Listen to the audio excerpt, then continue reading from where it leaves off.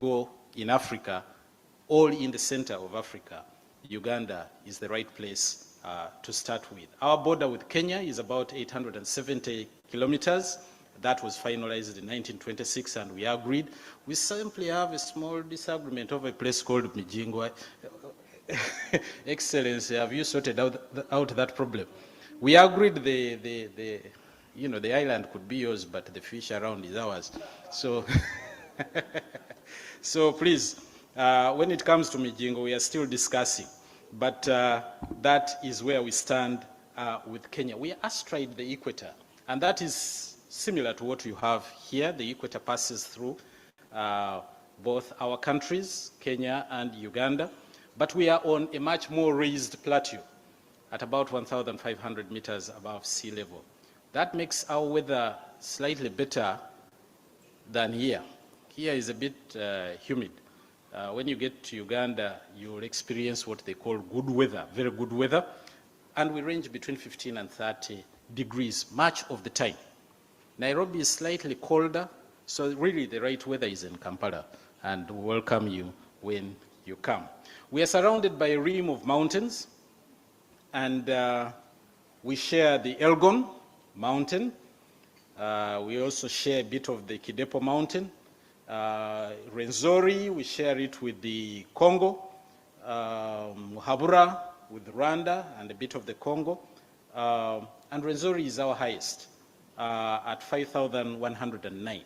Among the 10 highest peaks in Africa, 4 of them are in Uganda. We do appreciate the Kilimanjaro, we do appreciate Mount Kenya and Meru. Then we come in, and we also bring in the other peaks of Margarita, Stanley, and Wiseman. When you come to Uganda, you should not miss one of your closest relatives, the mountain gorilla. I'm glad to say we'll be meeting some of them. Some of the photos are there, you'll be able to see them, but the mountain gorilla, I think, is over there.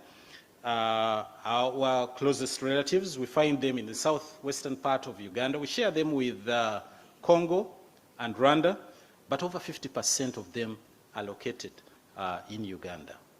And probably the easiest place to visit these mountain gorillas is in Uganda. So take advantage of that opportunity when you go to Uganda, and it's one of those things on the bucket list that should be marketing in the region in as far as tourism is concerned.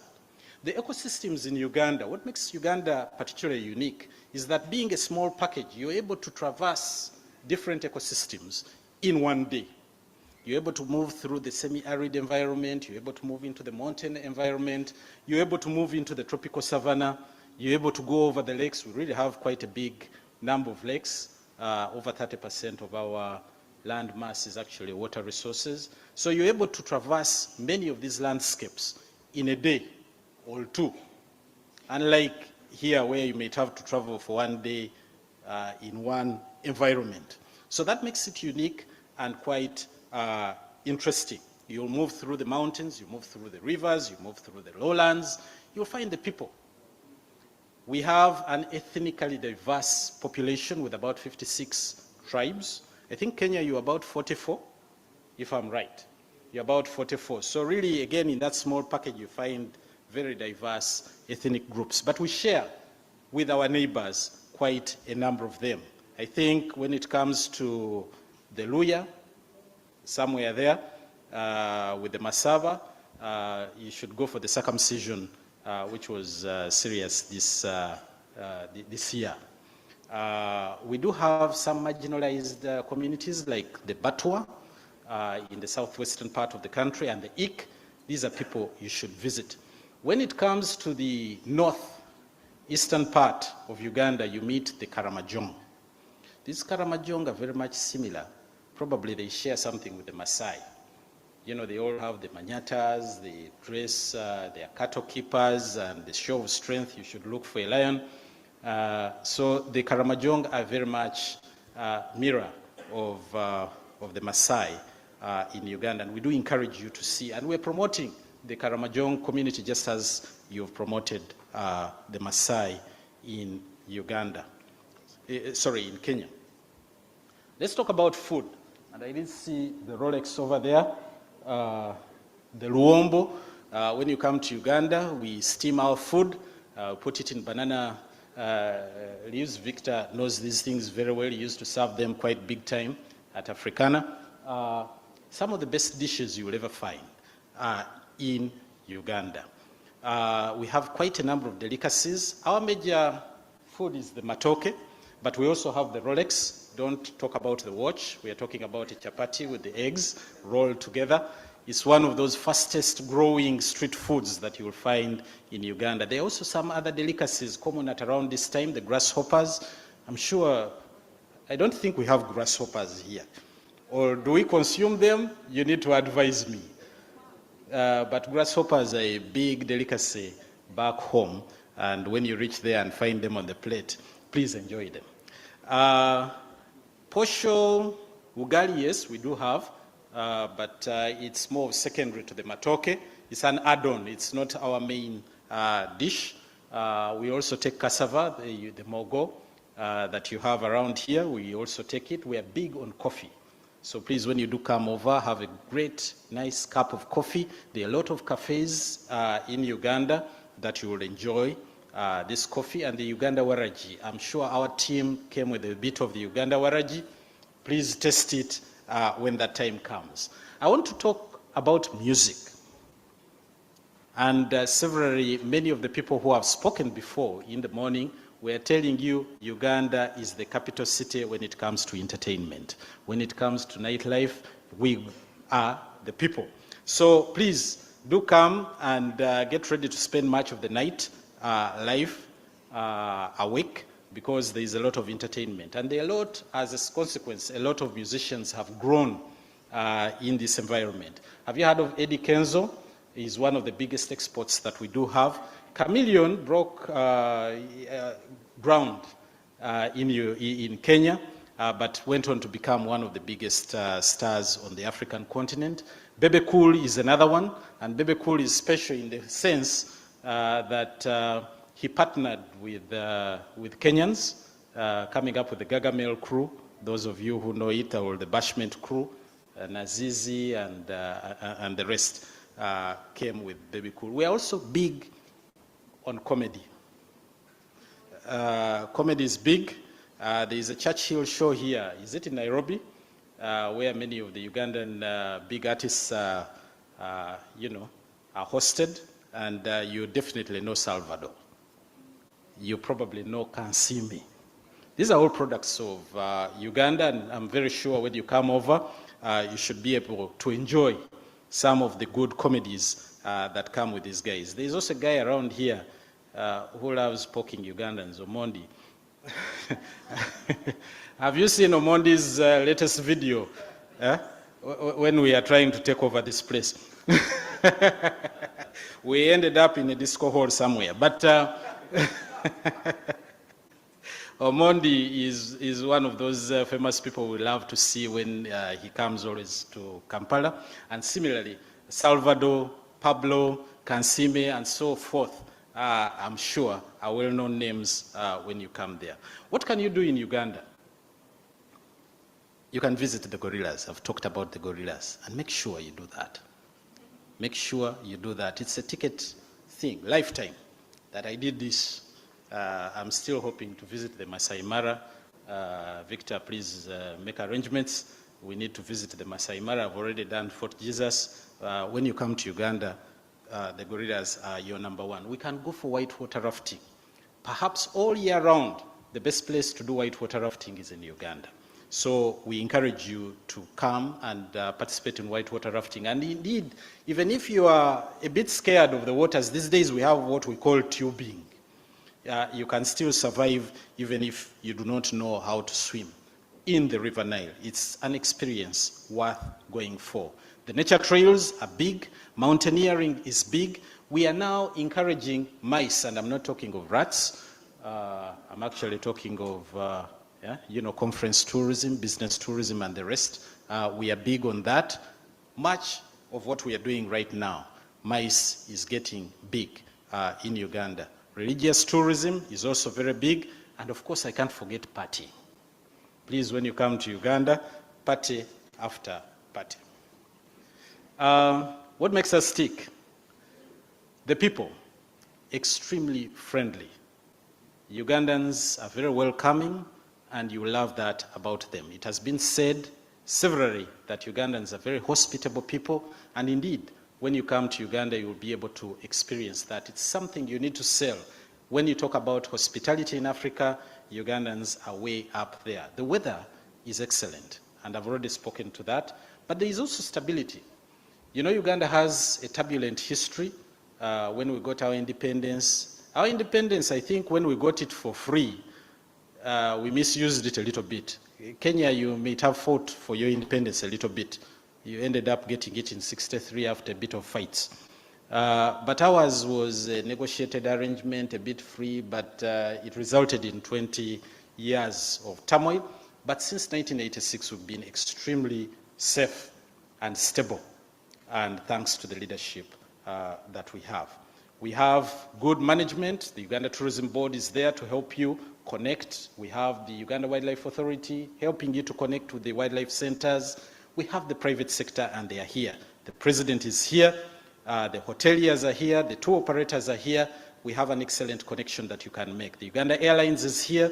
The politics, as I've said, is stable. So really, nothing stops you from coming to Uganda. And how do you get there? By road, it is okay. By air, it is okay. Even by water, I think you can get there a little earlier. The currency, the Kenya shilling to Uganda, the exchange rate is about 30.7. So, you know, you can ride on very well. There are a lot of opportunities for promotion. I did talk about Powate, Pearl of Africa Tourism Expo, coming on 8th to the 11th of February. Please make sure you're there. The MTN Marathon is on this weekend. Those of you who can put on your running shoes, just jump out there. There are a lot of development opportunities that you can go for. Entertainment is one of them. The beach, you're big on beach. You can go and we see how we improve Kalangala and the Sese Islands. Training is another big area that you can work with Ugandans to improve our hospitality services and training services. I can talk on and on, but I can see Maurice is approaching me. Allow me to stop here. Thank you so much.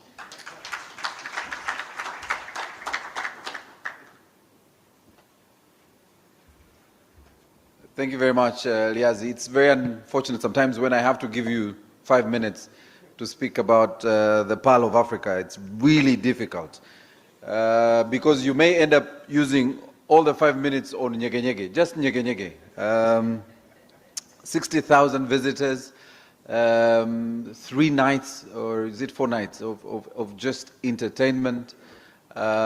We did the math, for some of our people. It's close to about $4 to $5 million spent in about 4 days. Amazing what that can do for the region. What we noticed is that the ripple effect in terms of the flights in. Kenya Airways was benefiting from this. Uganda Airlines was benefiting from this. All the regional airlines were bringing in as many people from Europe. We had about 8,000 people coming in from Europe for the festival. They had to move the site from where it was in the city near Jinja City to somewhere closer to one of our falls because the sheer numbers of people in one location and managing them was very difficult. And so that's just one of the biggest opportunities for us in the region. But I was discussing with my wife not so long ago about what, and as the KTB comes, what your athletes have been doing in marketing Kenya. Your big athletes, especially from the 90s, who have been winning all these marathons around the world. And I know there's a problem now. Ugandans are winning. I know there is a problem. But I basically told my wife, the team here, all they need is just have Magical Kenya on the same shirts. All they've done, those athletes, is continuously market Kenya for the last 20 years.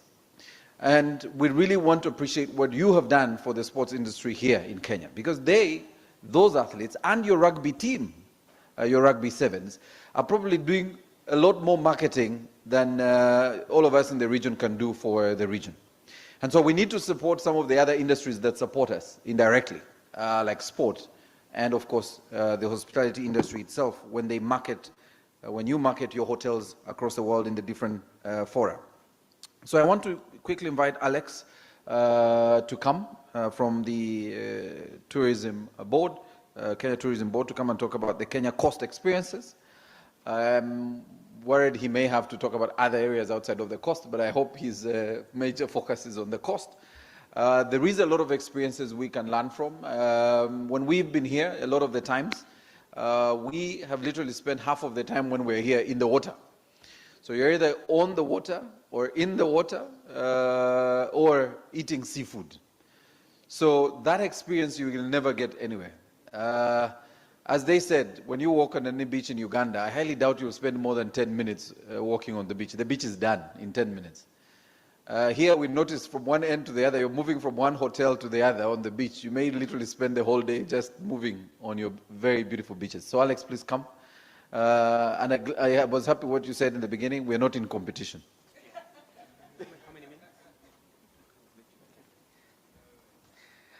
Thank you very much, and happy to be back here again. Good afternoon. Actually, time is really moving very fast. Thank you very much for giving us the opportunity to take you through the destination. We have so many things to do and to showcase. However, I'm just going to talk about the Kenya coast, and I'll focus heavily on the Kenya coast. Sorry, man, my presentation is a little bit, okay. So first and foremost, let me first say, welcome home. This is home to the first man on earth, and if ever there was a Garden of Eden, Kenya was it. So here we are. We have so many products and experiences to showcase. And if you look at the map just behind me, it showcases all the 9 different destinations that Kenya has to offer. Starting all the way up north, where we showcase the cradle of mankind, and we come and show you all the different travel experiences that we have. We have over 56 national parks and reserves spread right across the country, and a lot of other travel experiences as well, from sports, from cuisine, from urban adventure, you name it. In fact, at one time, one of the taglines we had was, in Kenya, you discover a different safari every day, meaning that each day of the week, you have something else to do. So allow me to now progress and talk about the coast. So those are the 9 different travel experiences that we have in Kenya. But the coast is where I really want to focus on, because this is where Kenya said hello to the world. This is where the first travelers came into the world, into Kenya, and brought in different products. They intermarried, they brought in a lot of other experiences that makes the coast very, very unique. Yesterday, during the sound show, you had an opportunity to go through the history of the coast, spanning over decades of this region. The Kenya coast is diverse, it's unique. It's rich not only in coastal products, but also in wildlife. And also it's a very popular meetings and venue. Now, the coast spans over 500 kilometers, right from the north all the way down. And half of this is covered by the coral reef, which means you can enjoy yourself in the waters without having to encounter any of the dangerous sea creatures. In addition to that, the coast is more than 2,000 years of making. It's also more than a strip on the ocean edge of the country. It is more than a sample of dots on the map. It is more than a single destination. It is more than one culture. It is more than one face. It's more than you've ever seen before, and it's more than one passport. The Kenyan coast is very unique, and it gives us an opportunity to showcase different experiences. And what we've done as a Kenya Tourism Board is gone in and done place branding, broken it down to bring out the intrinsic experiences of each of these destinations. So if you look at it, these are the different brands we have at the coast, starting from Lamu, Malindi, Watamu, Mombasa, Diani, Tana River, and Tsavo. All this gives you a very unique experience, and you're able to enjoy the destination in a varied way in all these regions. Now, the pillars for promoting the coast product are based on what you see up there. It's an opportunity for you to connect with nature, rich in nature within this coastal strip. Has a lot of diversity of wildlife. It has enriching cultural experience based on the interaction that this region has had with the world and with the internal communities over the long period of years. It offers you a multi-experiential activities at the coast. It has exhilarating activities, not only beach alone, but many others that makes it an exciting place to be. You have barefoot luxury, giving you an opportunity to enjoy it within the region and feel it within you. And also vibrant cities. So Mombasa is a medley of adventure. Mombasa, and I'm sure you've all had this, Mombasa Raha. This is where happiness happens. Mombasa is the second largest city with an international airport. The good thing is it has connectivity with SGR. It's a business hub as well. And over the last couple of years, we've seen a lot of improvements in terms of products and experiences. We have the Mama Ngina waterfront, has a lot of active holiday experiences available. Yesterday, you had the opportunity to experience the culinary experience, and that is just the tip of an iceberg. There is more to it. And I urge you over the next couple of days to go out and experience it. The spices, the food, the street food is amazing, and it gives you an opportunity to just enjoy what the region has to offer. And Mombasa is very beautiful. An island, as it were. It also brings in a lot of different cultural experiences. Yesterday, remember when we went through the experience in Fort Jesus, you saw the transition from the Arab interaction to the Portuguese, to the British, to local interaction, and all that has made Mombasa very vibrant with a lot of experiences that keep on emerging over time and making it a very vibrant destination.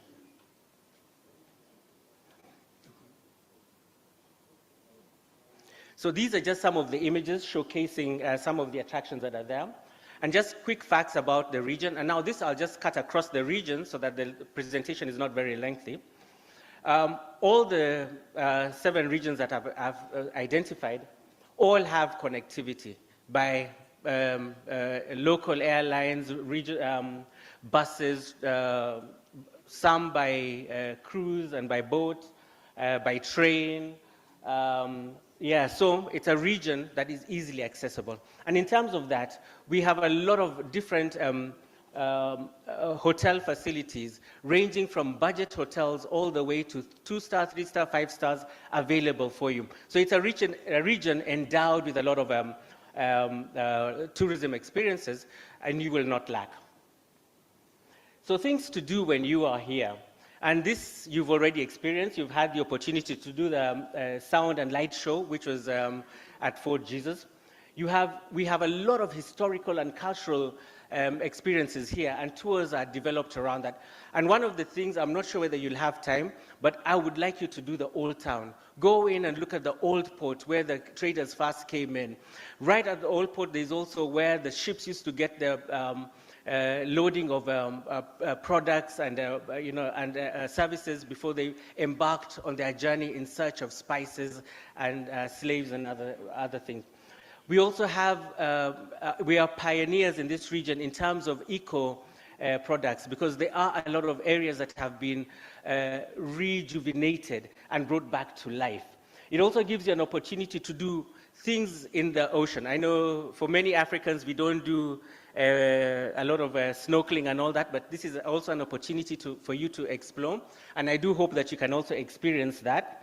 Have an opportunity to also do shopping. We have a lot of shopping activities and shopping malls that have come up that offers you an opportunity to buy international brands and to interact with, with this shopping experience. And on top of that, also a host of local eateries and classified restaurants within the region. The other popular destination is Diani, and this Diani destination is very popular, especially with East Africans, more so with Ugandans, because this is where a lot of our Ugandans come for weddings and honeymooning. Diani is to the south of here, and Diani is one of the top beach destinations. It was voted one of the top beach destinations in Africa. So this is a destination that is very popular, not only for East Africans, but Kenyans as well.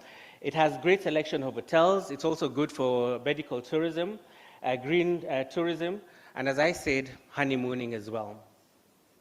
So giving you an idea of it, I would have put more images, but I've just touched the top lines, giving you an idea of the experiences that are there. So things that you can do. Being along the coast, it also offers you an opportunity to go to Shimba rainforest. This is a rainforest that is situated in the region.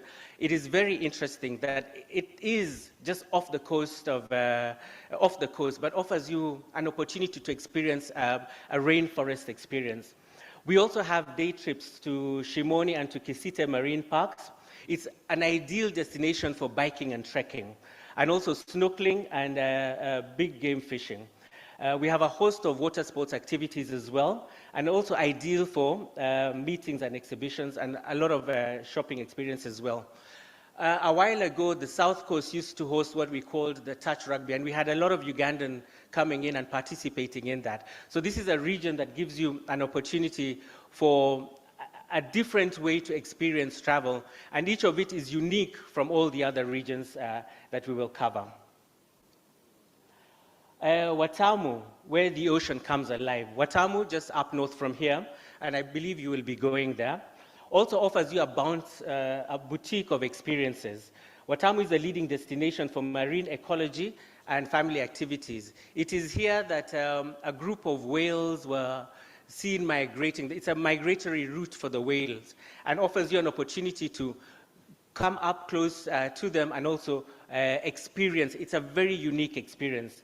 Diversity of wildlife experience above the water and below the water, active beach getaways, and wellness and restorational experiences.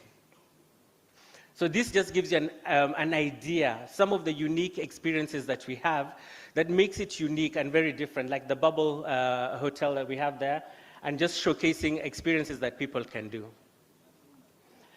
We also have the other destination, which is Watamu.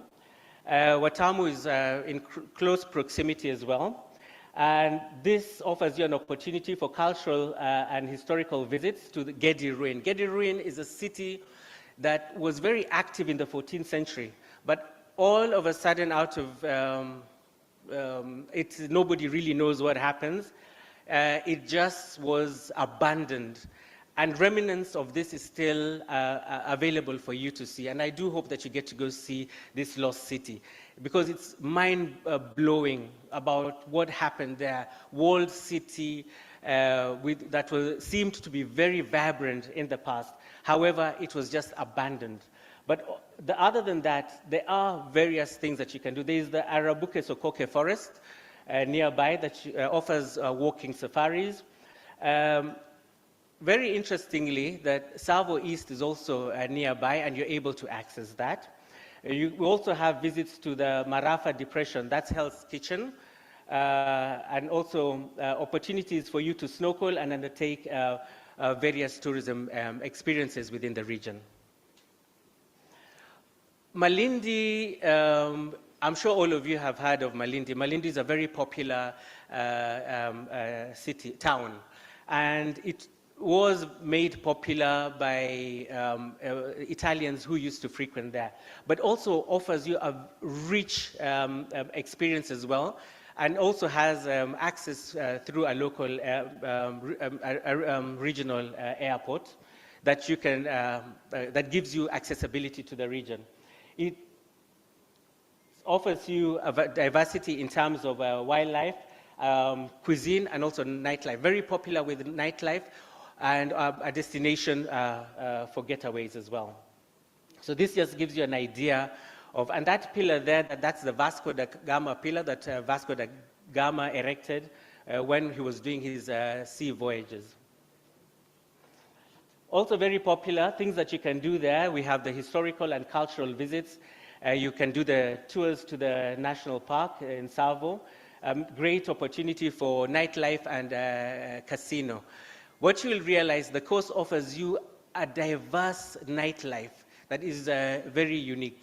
You can choose to, for Ugandans, party in different regions within the coast. That gives you totally different experience and very unique on its own. Lamu. Lamu is a very interesting city. This is a 14th century city and an island on its own. This is where time came to a standstill. This is where time stopped. Lamu is a prime destination for tourists wanting to slow down. If you're looking to just get away from the hustle and bustle, looking to reconnect with yourself, looking to enjoy the cultural and quality, tranquil quality, this is a destination that you can explore. The history and heritage in that region is absolutely phenomenal. Walking through the narrow streets and enjoying the scenic and the, the architecture of the region is absolutely phenomenal.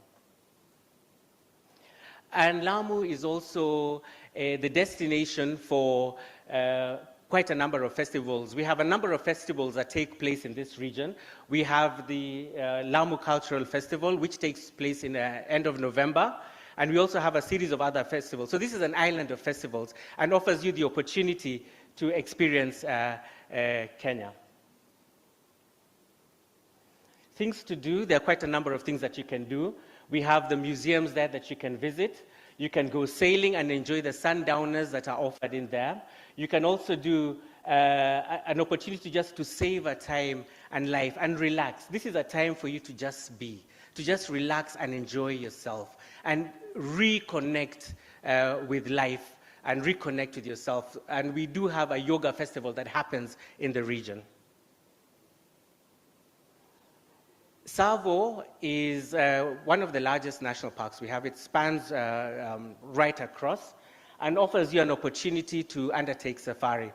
Now, this is the largest national park in Kenya and has a diverse offering of wildlife. And it's also history to where the First World War took place. The first shot was fired in Tsavo during the First World War in this region. And this is where the Germans and the British first clashed. And there is remnants of that as well. And there's a lot of history that have been preserved around the First World War in the region. So Tsavo is very unique in that the soil there tends to make the elephants sort of slightly reddish, because they bath and they cover themselves in the soil, giving them a very unique color.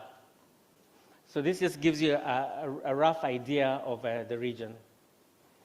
So accessibility, it is very accessible, both by road and by air and also by train, both from Nairobi and both from this region. There are a number of various tourism facilities available in the region, ranging from boutique tented camps, resorts, and safari lodges. And this gives you an opportunity to experience wildlife in this region through game drives, opportunity to visit traditional villages, and also the Daphne Sheldrake Tsavo Center that has been used to rehabilitate some of the wildlife that have been reconnected back into wildlife. Then we have the Tana River, which offers you, it's the land of the flowing waters. And it's ideal for destinations for adventure experience, which is along the Tana River. So wildlife is beaming there in terms of being a delta. There's a lot of hippos. For birders, it's also a birder's paradise and offering an opportunity to see the various species of birds that are available. So things that you can do there is explore the Tana Primate Sanctuary or take a rafting trip on the river and be up close, but not very close, to the crocodiles and the hippos, and adventure trips linked to both, with an opportunity to be linked to Malindi and Lamu, Watamu.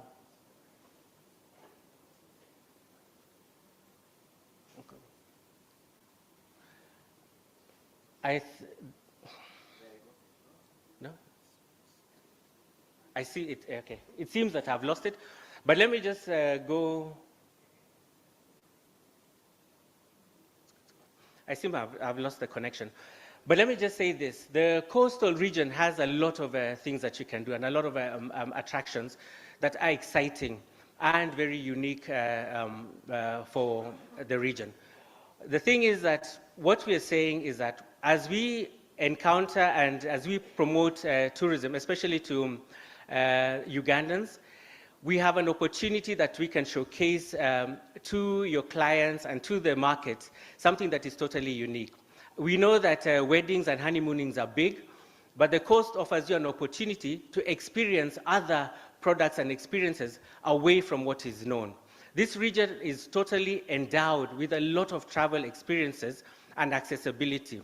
And as we continue to market the region, we will bring to the market various different travel experiences and products that we can showcase. And what we will continue to do as a tourism board is expose you to a lot of travel experiences in this region so that you can be able to develop products and experiences for your clients. So thank you very much. And remember that this region is just more than a destination. And it's a region that is very magical and a great tourism destination. Thank you.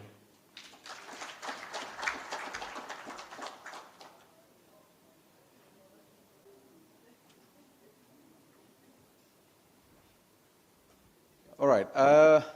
Again, Alex and Diazi, I really feel bad because you're meant to almost do this the whole day, so we can just enjoy the pictures and the beautiful scenery. These two places have to offer. I hope, later this afternoon we're able to play as many videos and pictures for you to just share this beautiful experience between our great countries. I'm happy we are speaking about sports tourism, religious tourism, cultural tourism, culinary, because the two countries actually share very unique experiences. The culinary experience here, even just here at Pride Inn, is totally different from what you'd normally have in Uganda. And I'm hoping the team that is coming for the farm trip will make sure that, Ambassador, we have the Rolex on the bus, yeah? So they enjoy the Ugandan Rolex, our chapati with the eggs. I really hope you eat as many bananas while you're in Uganda. And enjoy the nyama. That's the one thing I'm sure they're going to tell you, Ambassador. Just take us to where there is meat, okay? And we'll ensure that we do that when you come to Uganda. I want to ask Prof, do we go to Uganda Airlines first or Professor? Northern Corridor. Whoever has the first presentation, I have no problem. Peggy, it's you? Okay. So we quickly will transition to Uganda Airlines. I'm sure you've had the great news. We are now going to fly to Niger. We're going to see our Niger brothers. This should be before the year ends, I've been told, towards the end of December. That will increase the number of flights, the number of routes Uganda Airlines is now taking. The flights into Dubai. Peggy, I'm now doing your presentation. So when you come, I'll reduce the time I am making.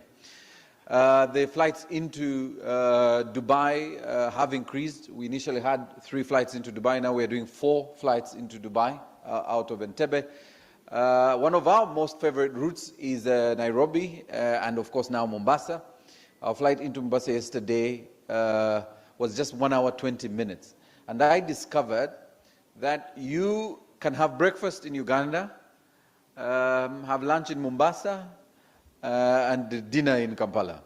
It's one of the great experiences we may have to have. And soon enough, there will be probably more flights out of Uganda into Mombasa daily, because that's not happening. But we see a lot of traffic coming from Uganda to Mombasa and vice versa. We are hopeful we can increase that. So, Peggy, you're welcome. As Peggy comes, the hashtags we are using, please just check. Digital team, how are we doing? I hope at the back there you can give us statistics. We're using UGKE Coast Tourism Conference, UGKE Coast Tourism Conference, Explore Uganda, Magical Kenya. All those are hashtags you can use. I think there is a fourth one. I'm trying to... David, what's the other fourth hashtag? I think there is another. Kenya Coast, yes, and Kenya Coast.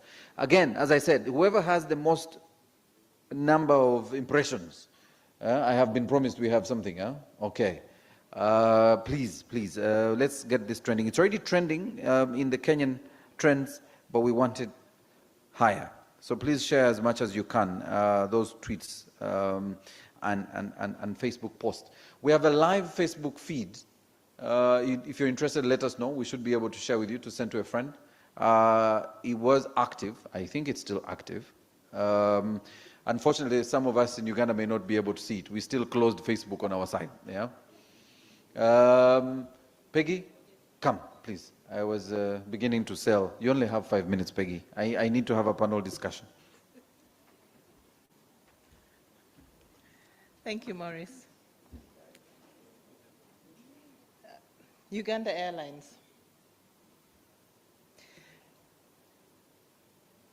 Our vision is to be a world-class airline exceeding customer expectations. I believe that is what some of you experienced when coming into Mombasa. Our mission is to provide an air transport service that is best in terms of safety, affordability, punctuality, and comfort. Our values: honesty, integrity, reliability, professionalism, and hospitality. Our current fleet is 6 aircrafts. We have 2 Airbuses that are doing the long-haul flights. Our Airbus configuration has 258 seats. That is 20 in business, 28 in premium economy, and 210 in economy.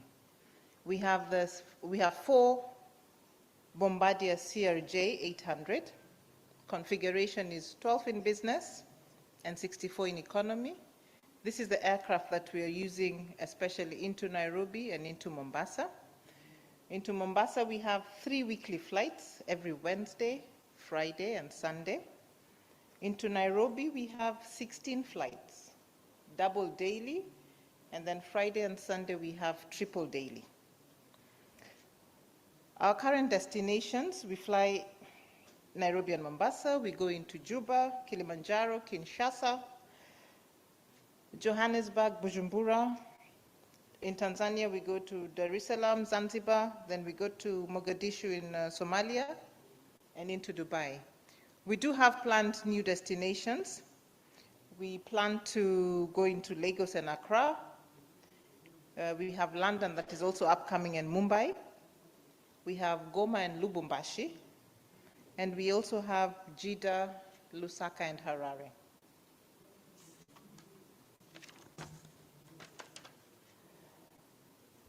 As we promote BUBU, which is Buy Uganda and Build Uganda, you will not miss out the Rolex in our business class flight.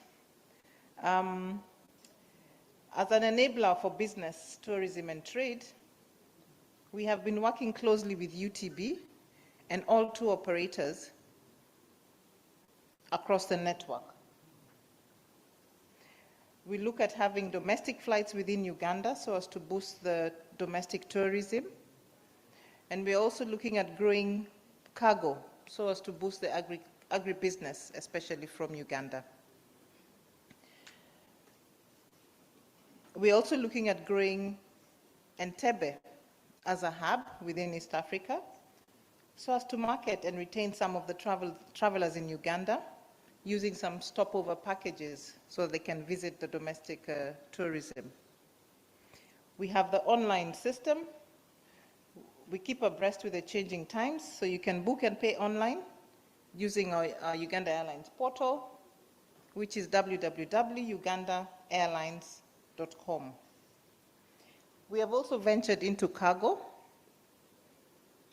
and you can also reach out to us and you will get affordable rates, both for inbound traffic and outbound traffic. Now, we have what we call interline agreements. Now, having these agreements have made it easier for our passengers to reach destinations that we do not fly. And these are some of the airlines that we have interline agreements with. Now, we also have, the CRANE is the name of our frequent flyer program, which will be rolled out by end of this year. So for the tour operators and travel agents in the house, please encourage your clients, or you can also register them into this program so that then they can begin earning their miles. That is our contact in Nairobi, and also our WhatsApp line, which is responses are instant.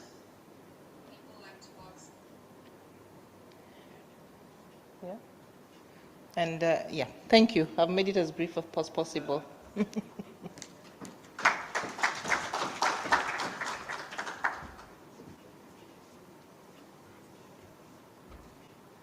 All right. Thank you very much, Peggy. Peggy, you didn't mention the address where they can find you in Mombasa, did you? It would be nice to know where we can find you in Mombasa, in case we're looking for you. And is it on the slide? It's okay. Let's pick, as we load the next slide. You want to? Sorry. We're currently at the Nyali Center on the ground floor. However, beginning of next year in February, we should be moving into town. So we will be at Ambalal House on the ground floor. Yeah.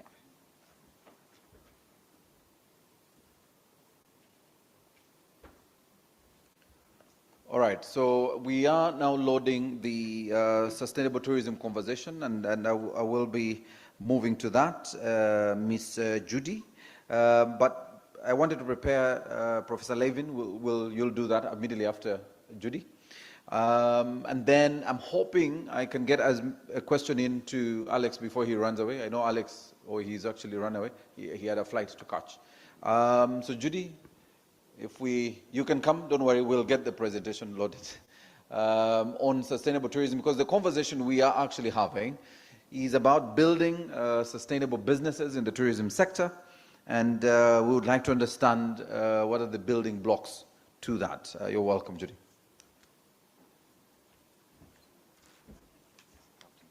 Is this good enough for me? Good afternoon, everyone. My name is Judy Kefa-Gona from Sustainable Travel and Tourism Agenda. I am going to have a little discussion around the subject of building destination resilience, and here I'm talking about the East African community destination, using sustainable tourism as an approach to do that. Let's start by understanding what are the current conversations around sustainability. The world has been talking sustainable development for close to 30 years, and the conversations keep shifting depending on human stages of human development and the issues that humanity are dealing with. Tourism has not been left behind in these conversations. And I could say that for a while, tourism was dragged into these conversations, but was not directly involved. I need my laptop. You will see on the screen. Okay. Okay. I was talking about the conversations around sustainable tourism. One of the most common conversations that has been going on for a while is the conceptualization of the term sustainability. Within the tourism industry context, it has been the interpretation of sustainable tourism. I know many of us are familiar with concepts like tourism for people, planet, purpose, and profits. We are all familiar with the 3 E's. We talk about environment, ethics, and economics in tourism. But these conversations keep evolving around the meaning of what sustainability is. Today, That conversation has been broadened. I need to go to a place where I can see my screen. That conversation has been broadened a little bit more, and you now find that the meaning of sustainability has not just been about protecting the environment and doing CSR with communities. Today we are talking about stability of places, stability of resident communities. We are talking about stability of businesses. We are talking about sustainability as providing a risk cover, or what we'll say future-proofing businesses by building their resilience. We are talking about sustainability as regeneration, as more of responsibility, not just by businesses, but responsibility also by public sector. We're talking about coexistence, and recently there is the whole shift, and the discussions are around net zero. So if you're a business who designed your sustainability practices in the 1990s, you will probably be talking about solar panels, you'll be talking about controlling management of energy, but that has all that has shifted, that today nobody will listen to that if you're not mentioning terms like net zero. I was in a tourism forum and I asked people to put up their hands in tourism if they understand the whole conversations about the 1.5 degrees that have been happening in COP26 and COP27 and the Paris Agreement on climate.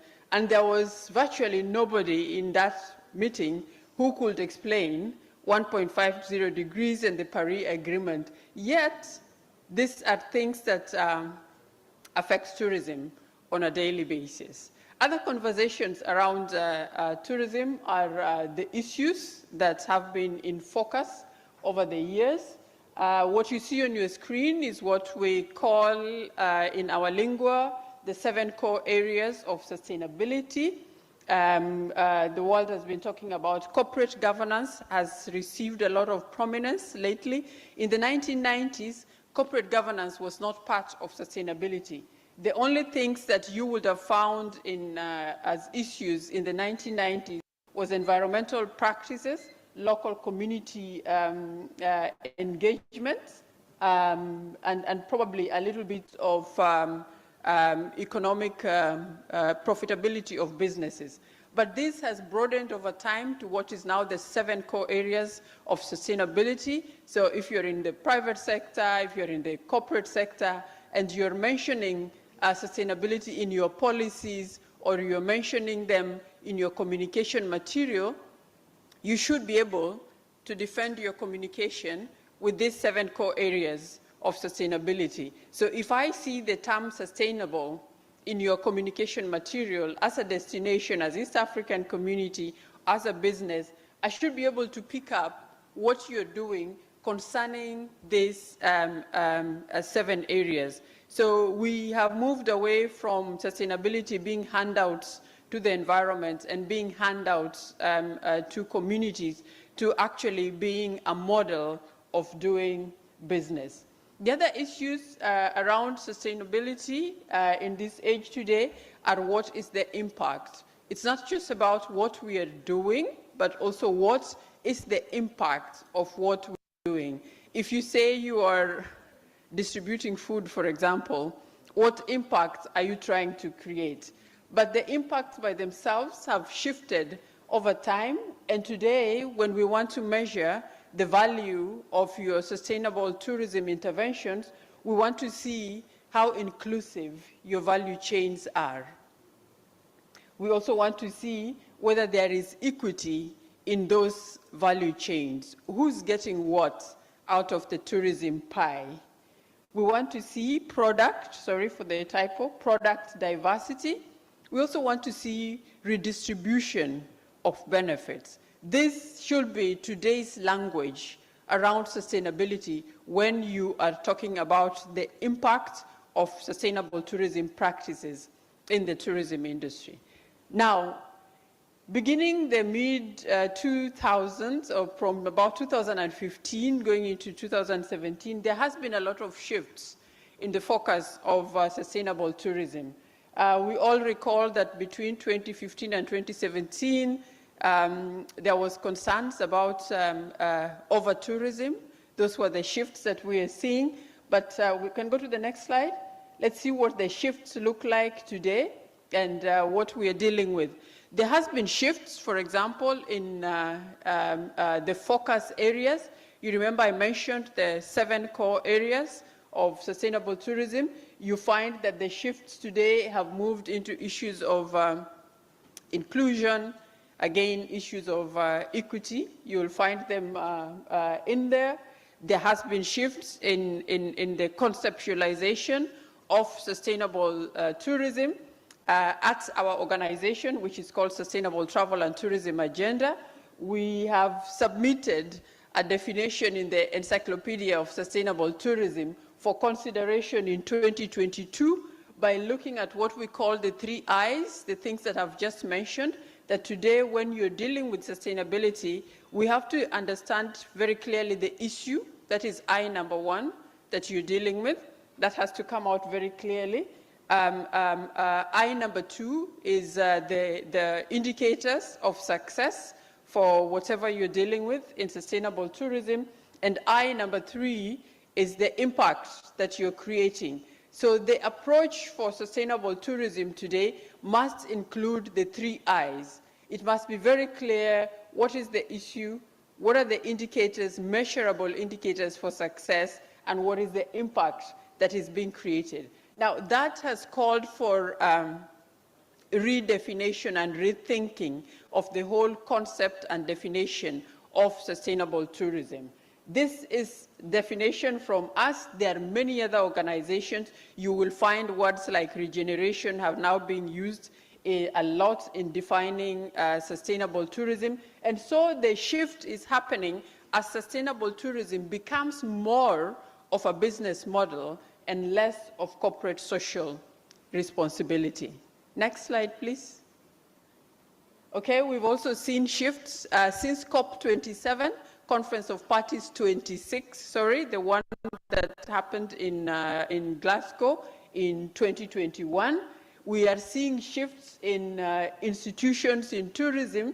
Out of that conference, the word marketing is now being replaced by management because it became very clear that you cannot sell what you cannot manage. So by separating destination management and destination marketing, a lot of destinations have gaps because somebody is given a responsibility of marketing a product or a destination for which they are not able to have influence either on the operators or on the consumers. They take what has already been packaged and take it to the market. So there's a lot of institutional shifts. I think our best practice today comes from Scotland. Scotland, who hosted COP26, immediately converted their destination marketing organization into a destination management organization, and they have helped the industry to actually embrace the Glasgow Declaration on climate action for tourism. I mentioned earlier that there have been shifts in focus. Climate is receiving a lot of attention within the tourism industry. I've mentioned that the success matrix, how do you determine that you are a successful, sustainable tourism destination? It's no longer about the numbers that arrive in your destination. It's about the retention and how that has impacted on the destination. So the success metrics are more about the well-being of the environment and well-being of people in destinations. Shall we do the next slide?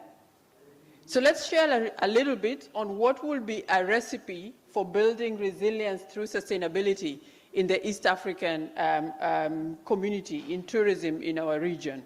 Number one, in our recipe, if we want to build a resilient East African destination using sustainability, the number one recipe we are going to go for is collaboration.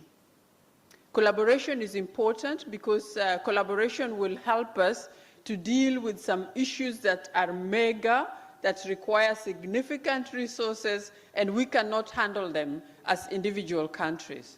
Today, if we want to handle climate crisis and climate issues around tourism, it would make more sense if we had a collaboration amongst the East African communities, and even build an East African tourism resilience, climate resilience fund. That would give us scale in the region, and also as it gives us scale, it enables us to amplify our voices. So there are bigger issues that are bigger than a single destination that would require us to collaborate. Number two in our recipe is we need to prioritize. As East African community, tourism community, what do we want to tell the world that we are addressing together as a destination? Yes, we've got our prioritized, we need a single visa for the East African community. But when we talk about issues around sustainability, what do we want to prioritize? What are some of the low-hanging fruits for us that we can immediately get involved with as a destination? There's the Glasgow Declaration on Climate Action.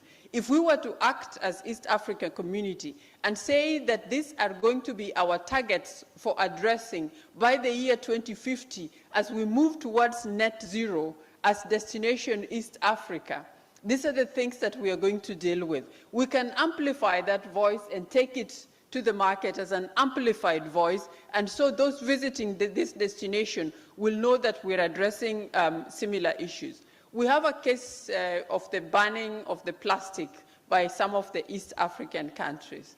We have not consolidated that into an amplified voice and used it in the marketplace. Each of the countries have banned plastic for different reasons. Can we consolidate our objective and goals around the ban of plastic in our national parks and other places and use it to amplify our voices in the climate space? Another recipe is that we've got to get the narrative right. As we sit here as Kenya and Uganda, representing the East African region, we do not have a single definition for sustainability.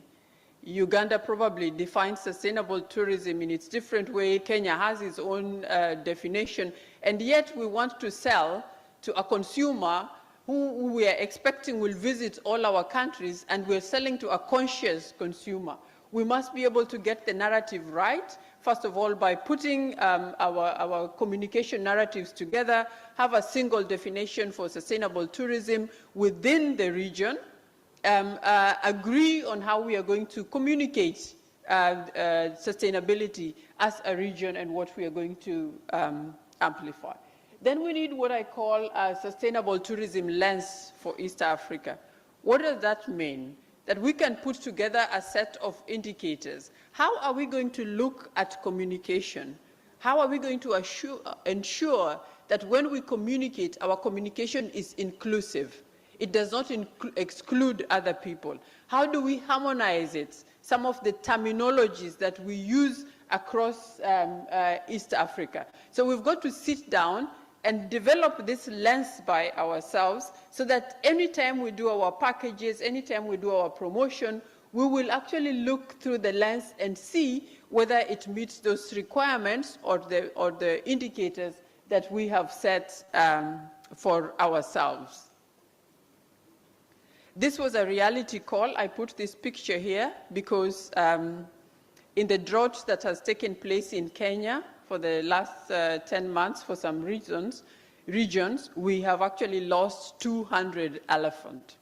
This is must be and should be a concern for the tourism industry. And the question is tourism ready for these realities? What are the tourism voices around these realities? How is tourism cushioning itself against these realities? We know, as we sit here as Kenya and Uganda, we are nature-based destinations. We depend on nature. This nature is vulnerable to climate. Is tourism going to speak to governments and tell them to start putting the money where our business and our monies are coming from and make tourism and make our wildlife more resilient and our national parks and our destinations more resilient to the risks of climate. Shall I move? This is a lot of information. This is a good comparison. You can have it later from the presentation, but we can't go through it. How the European Union has collaborated for sustainable tourism development and some of the initiatives that they have within the European Union that have lessons that the East African community can learn from. As we conclude, we have to say that policy frameworks are crucial for ensuring that our region becomes resilient and competitive. You can read that more from the World Economic Forum report of 2020 on Destination East Africa. We've got a number of very good instruments, Agenda 2063 from the EU. We've got the NEPAD Action Plan for Tourism. We've got our own regional instruments and documents for tourism, but they are not aligned when it comes to sustainable tourism.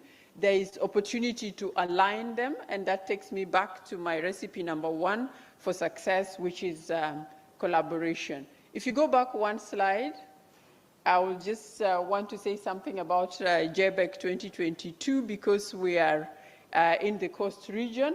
This is an annual conference that is organized by Jumuiya ya Counties of Pwani, which is the economic bloc for the coast, 6 coast counties. It's been moving from county to county. Next month, it's going to be in Tana County, and tourism has an opportunity to come and showcase what it has got for the region. Thank you very much for the opportunity. I had to allow Judy more time because if we don't have this conversation on doing our business sustainably, then we risk not having this conference in another 5 years. We can as well close shop and go home, and I don't know what we shall be going back to, and the generation that will be coming. I don't know if you guys ask yourself this one question as Professor comes. Prof, please come. When we are done with our time on earth, even before we leave and God calls us, what stories will you be telling your grandchildren? What was your role in the socio-economic transformation of your region, first of all, and of your country? I keep fighting with that question, and I ask my wife a lot of the time when we get out of the house, what is our role in the socio-economic transformation of our districts, for us who come from the districts, for you from your counties, and what is your contribution to the transformation of your people in Kenya and in Uganda? Now, if you don't have an answer to that, then I think we can start again. And it's not too late, even when you're at 40, to start beginning to look at your own contribution to this conversation. And when I saw that picture, and I'm glad Judy shared it, and we saw the pictures in the Ugandan press with your, that was a giraffe, I think. You know, it was very painful because I've been to I've been to almost all the parks except Kidepo now in Uganda. And when you see these graceful animals in the park, oh, they really look lovely. And so to see one lying lifeless, you know, was painful. And I imagine that should be a wake-up call for a lot of us to look at how we can manage our sectors sustainably. So her takeaway on collaboration, prioritizing, amplified voices, getting the narrative right, cannot be more emphasized than it is today. And so our sector can actually begin driving this conversation as we bring everyone else on board, the people in the oil and gas industry and the people managing our wetlands. So may I now quickly invite now Professor, who was our last presentation, Professor Levin, to come and take us through the Northern Corridor and how its contribution to this conversation we are having today. Please welcome, Professor. Thank you very much, moderator. Ambassador, Excellency Paul Mukumbia, all champions in the tourism sector, ladies and gentlemen, good afternoon. My name is Professor Lievin Chiraluiroa. I work for the Northern Corridor in the capacity of Director for Infrastructure Development and Management. And I would like to take this opportunity to thank the organizers for inviting us to make this presentation. Next slide, please. Yes, this is the content of our presentation. For information, for those who don't know the Northern Corridor, I think I will take 2 or 3 slides talking about the Northern Corridor. Then after, we'll look at the role of transport in the tourism industry, followed by the strategic location of Uganda within the Northern Corridor region.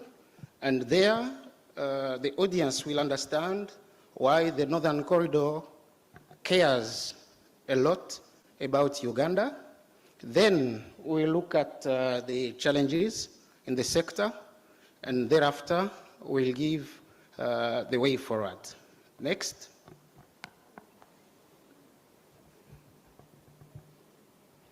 Yes, the Northern Corridor is a transport corridor, a transport route from the port of Mombasa.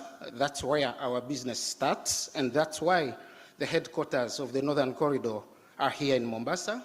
Then all the way to the landlocked countries of Burundi. Let me start with Uganda, which is the next. Then Burundi, Rwanda, DRC, and South Sudan. All those 5 remaining member states are landlocked countries. But we should also mention that the Northern Corridor serves the northern part of Tanzania and also Ethiopia. We have mentioned, we should have mentioned that this is the busiest route of transport in the Eastern and Central Africa. Next. Yes, we have 6 member states, and as you can see, Kenya from the port of Mombasa, Uganda, Rwanda, Burundi, DRC, and South Sudan.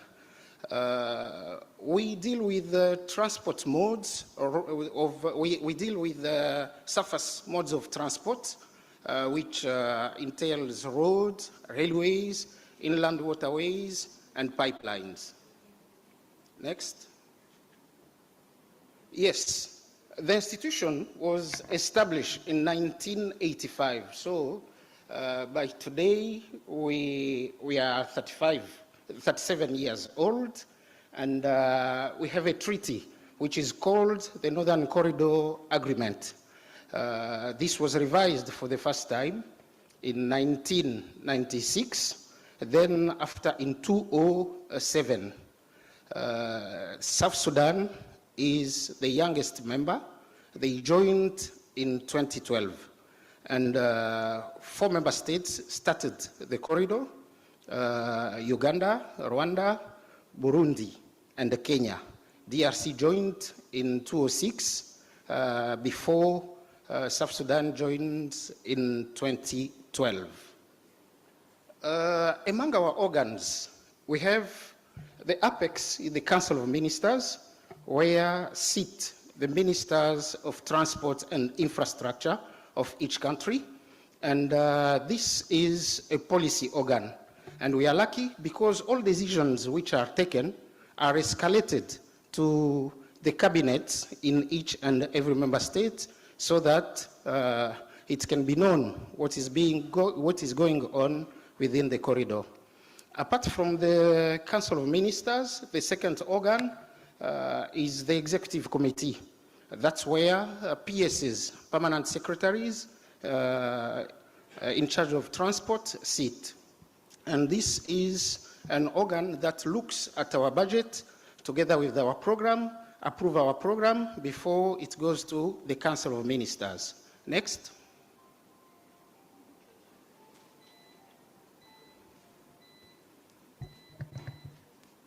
Yes, after the Executive Committee, we have the Permanent Secretariat, which deals with day-to-day business. And this is the one which has headquarters here in Mombasa. All member states are represented at level of expert. For instance, Uganda has 2 members at the level of expert, 1 director for finance and administration, which is a lady, and also a deputy director who is in charge of customs and trade facilitation. So each country brings experts who work at that level, and directors cannot have deputies who come from the same country as them.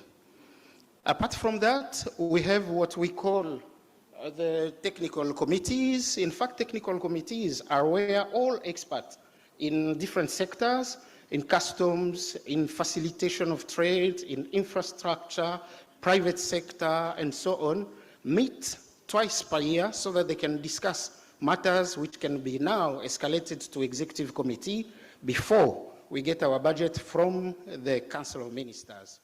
And at the lowest position of our structure, we have what we call the stakeholders forum. In fact, that's where we come together with KENHA, with URA, with URC, and so on. Next. I think we should, you can go to the next slide. I think this is not very important. Yes, in terms of infrastructure, when we talk about tourism, infrastructure is very important because this is the link that connects to where tourists can go visit. Apart from agriculture, everything which is in the country can be reached out through infrastructure. So infrastructure is very key for us, Northern Corridor, and we try and ensure that infrastructure is in good status, all the way from the port of Mombasa up to Kampala and beyond. So infrastructure, it really matters when we talk about tourism, and we are very keen in terms of improving infrastructure, in terms of proposing new routes, and so on. Yes, tourism is very important. Let's talk about it and how the East African community looks at the tourism. We can see that 17% of earnings come from tourism in East African community, and that's why it has to be encouraged so that member states can come together and see even how this can be put together so that people can go some miles away. Next. Yes, in fact, this is the most important slide for us for this presentation. As you can see, the geographic location of Uganda is very, very important, and that's why, as Northern Corridor, we care about the country, Uganda. You can't go anywhere from the port of Mombasa without passing through Uganda. So roads, railway, linking Uganda to other countries. From Kampala, if you want to go to South Sudan, you will go all the way to Mbale, Soroti, Soroti, Lira, Gulu, Elegu, Nimule, you are in South Sudan. If you want from Kampala, all the way Masaka, you go to Mbarara, you have your way to Ntungamo, you are Gatuna, you are in Rwanda. For DRC, the same. From Mbarara, because we have already talked about the way from Kampala, from Mbarara all the way to Mpondwe and Kasindi. The same, from that place, you can go up to the border with Rwanda, at Chanika, and so on. And for this, we really, we want to insist on this. We are talking about tourism in Uganda, but 3 countries, Uganda, Rwanda, and Burundi. Since I heard previous presenters talking about Goria from mountains, the 3 countries, when you are in Kisoro for Uganda, you turn the mountain, you are in Chanika in Rwanda, you come back the other side, Bunagana in DRC, and gorillas are just going around at that point. So it is possible for a tourist to go to Uganda, visit Kisoro, and take stock of that, see again what is happening in Rwanda and what is happening in the DRC. So Uganda is very, very key for us, given its strategic location within the Northern Corridor member states. Now, what we can say here, next slide, please. What can be said here? We have some challenges in regard to tourism, and these challenges can be summarized in 3, 4, or 5. Among them, we have some landlocked countries which do not benefit from the movement of tourists because they don't have coast like in Kenya and Tanzania. Apart from that, the other challenge we can mention here is about the political stability. When there is no political stability, like currently in DRC, things don't go the way people are expecting. Also, infrastructure development. I think previously I've talked about the importance of infrastructure in terms of boosting tourism. Another challenge we can mention here is about a lack of coordinated and digitalized information. I've just talked about 3 countries that can come together, share information, and from that get tourists who will take stock from only one country and visit all those other countries.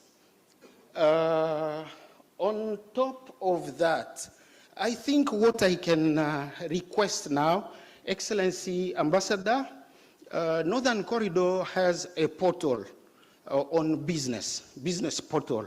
I would request information and data from Uganda be shared and put on our portal so that even those who visit our website can also be aware of what is happening. But most what we will need is to come together. Kenya and Uganda are doing so now through this conference, and we hope this will be extended to other member states. With these small words, I wish to thank you again. I think I have finished my presentation. Thank you.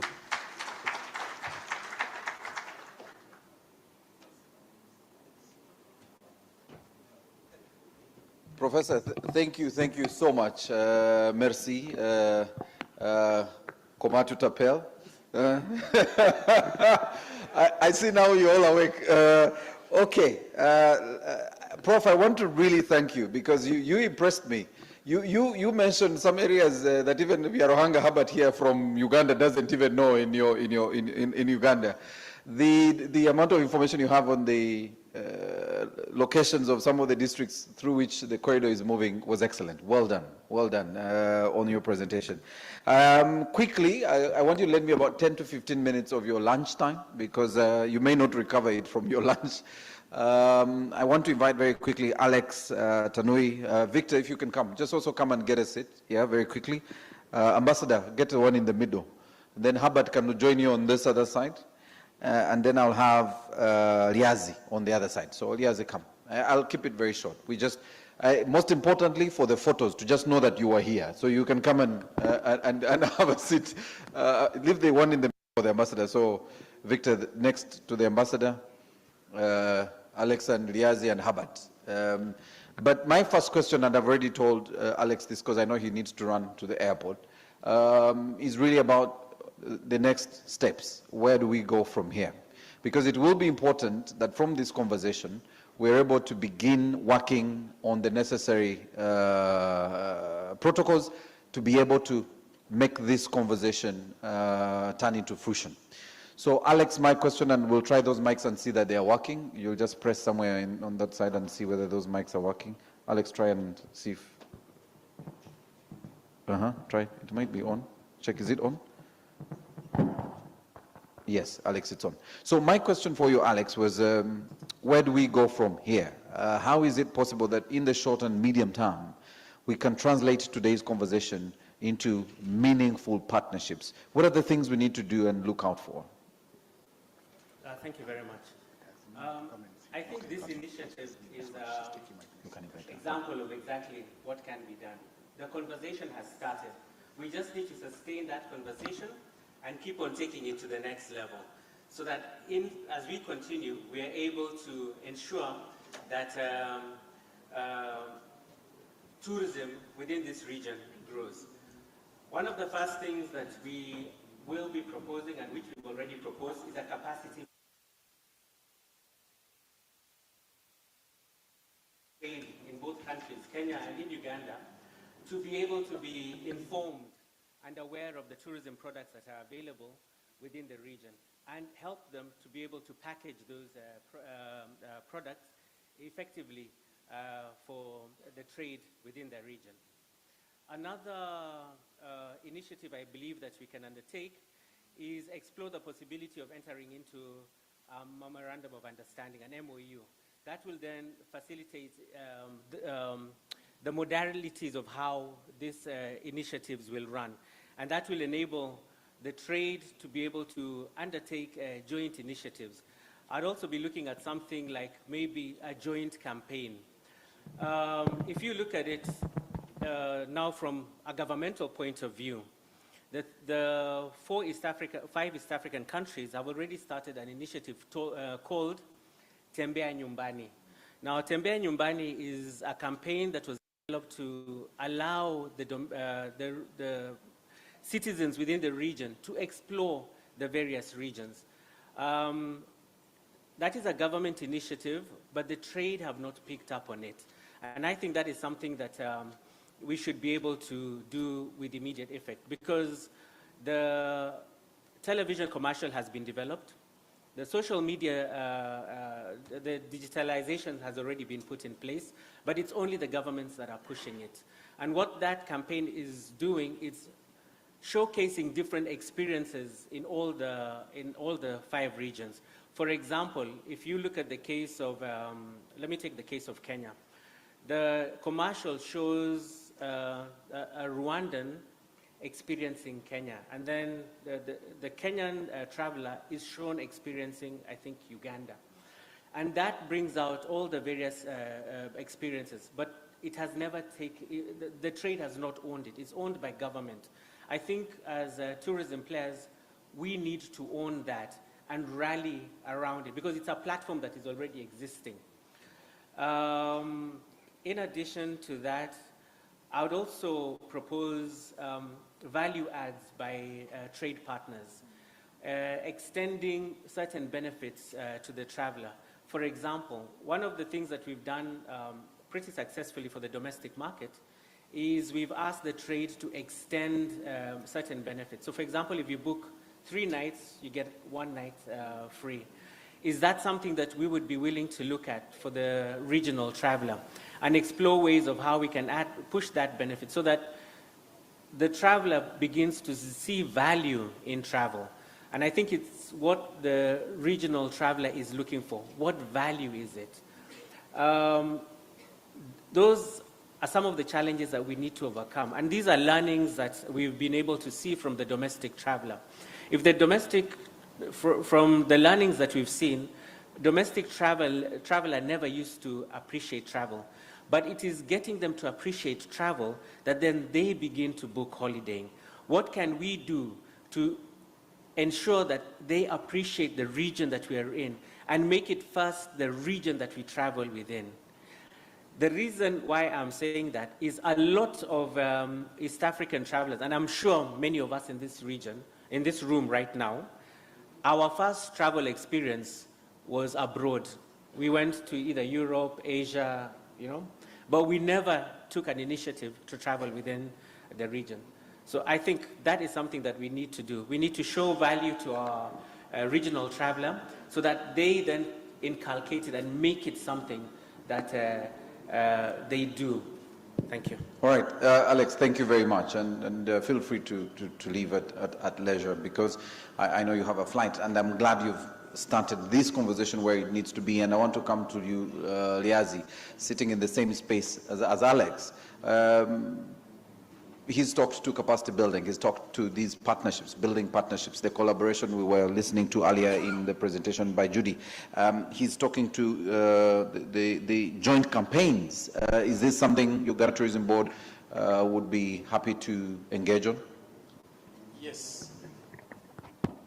Yes, and I totally agree with my colleague on the approach that we need to take. This conversation has begun, and we need to take it forward. The collaboration that we're having with especially the marketing agencies helps us to entrench the movement of people and the logistics required in making that possible.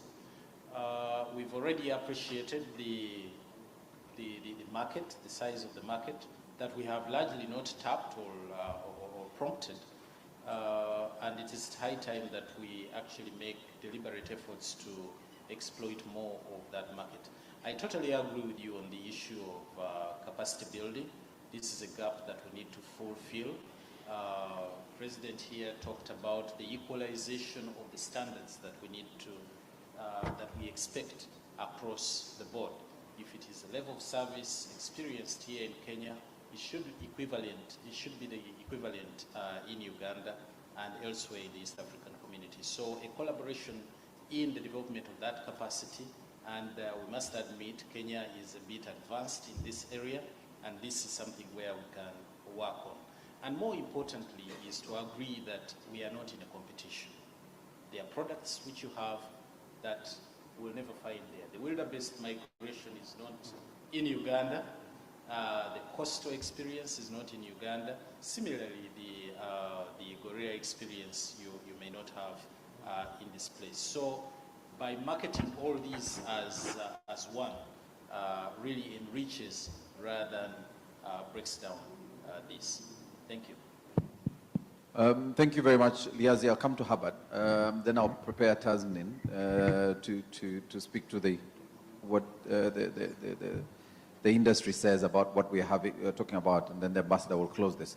But I'll take a couple of questions. So Hubbard, similar question for you. I'm listening to all the presentations, and I'm really happy because the most attentive person today in this conference was Hubbard, because he literally had a video of every presentation. Sometimes I knew of a manager, somebody told me a long time ago, who when you went to his office to talk to him, his attention span was very short. So he recorded every conversation and then would only play back when he gets home and can reply you the next day with the way forward, especially if you wanted some feedback from him on a given issue. So I'm not so sure, Herbert, whether it is because your attention span in the room was too short, so you record and watch later, but no, I'm just joking.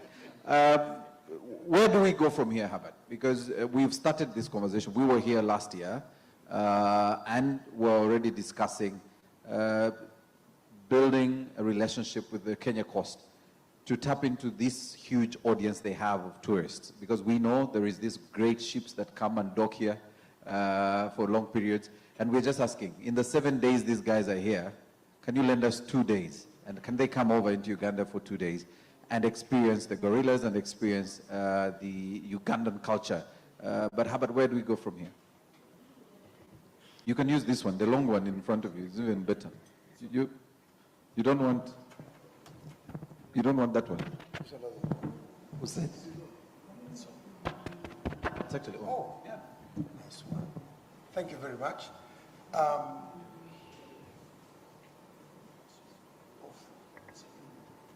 Now the thing is, it's a very good.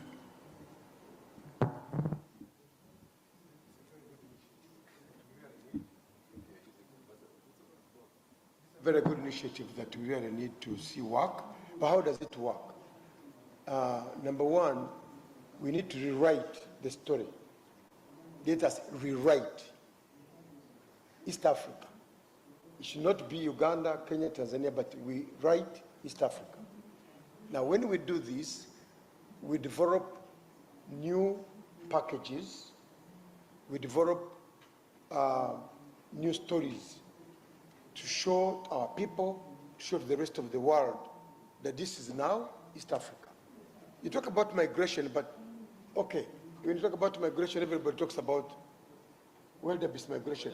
But there is another huge migration of millions of animals in South Sudan. Millions. Bigger than this one over here. Millions. Yeah? So can we have a new package, migration of wildlife in East Africa? And you see if it works, if it doesn't work. Number two, can we work on our attitudes?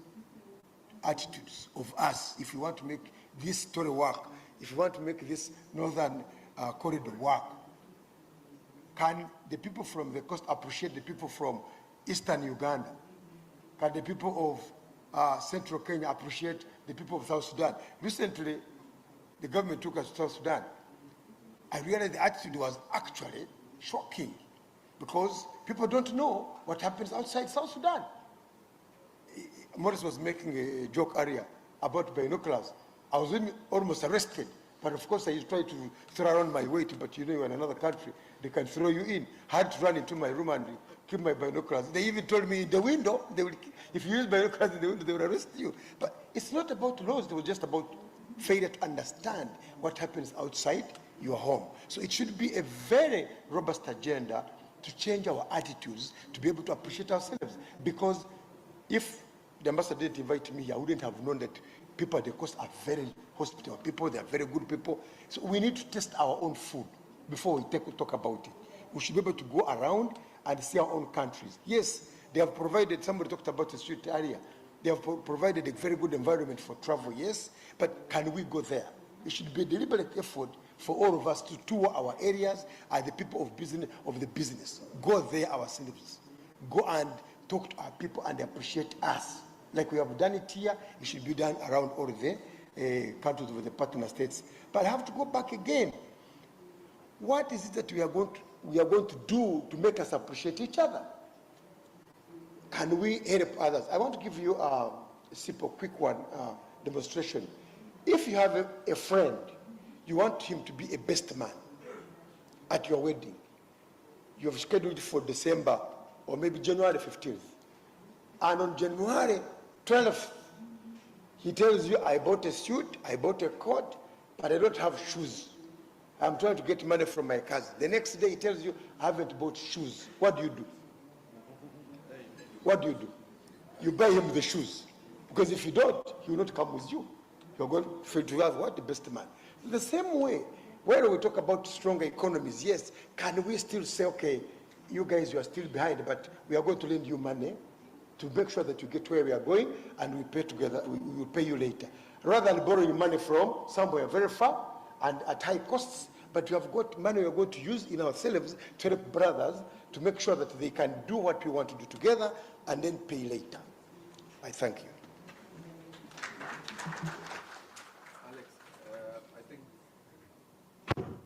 I think, Alex, you're going to receive a loan request from Hubbard very, very soon. No, but that's, the bigger picture is, I capture what you're saying. Why do we run elsewhere when we can actually begin having these conversations together? And that really takes me to Tasnim. I want to thank Victor for seconding you and delegating you to speak to this. You've been in the sector for quite some time. Listening to today's conversations, what are those touch points that we can rally on in the next 3-4 years and say, when we come back here in 2025, we're able to say, this very first tourism conference built the blocks for where we are right now? Thank you, Maurice. First of all, Herbert, how many birds do we have on the Kenya coast? Good. Species? You have maybe 2% more than Uganda. No, how many? How many?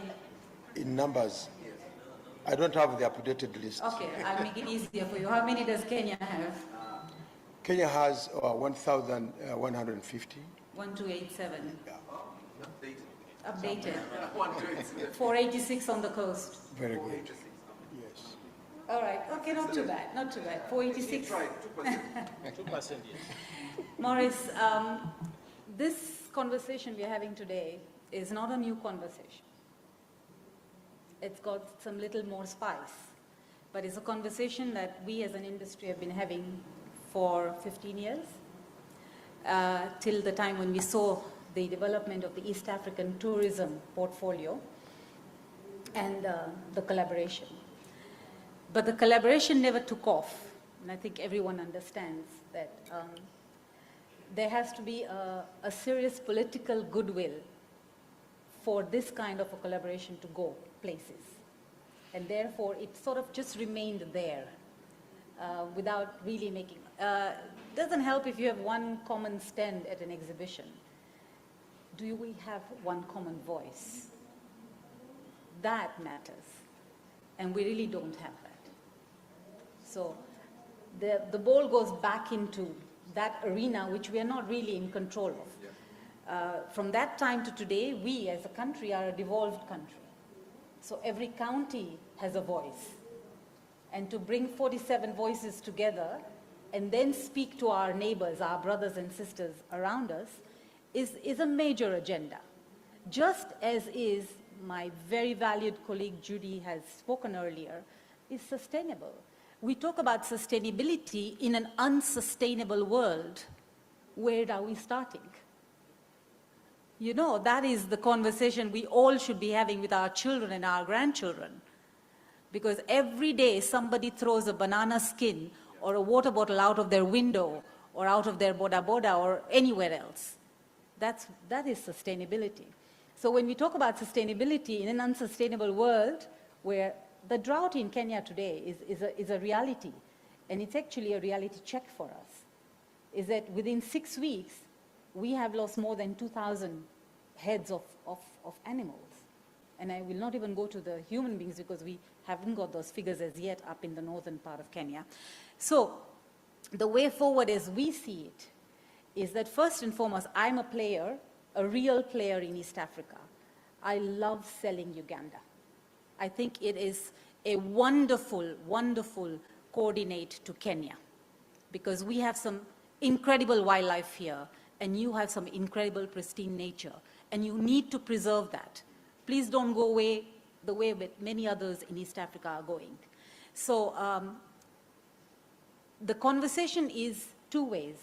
We have Tembea Nyumbani, which is the region. So there is regional tourism, so domestic plus regional, and then we have international. We cannot shy away and say we can only survive on domestic or regional tourism. That doesn't work. Been doing this for 36 years, it doesn't work. We need that forex. We need those dollars to come in. And that's when East Africa can actually be promoted as a region. Post-COVID, or the lessons during COVID are, life is short, period, full stop. Life is short. You have to have that experience today.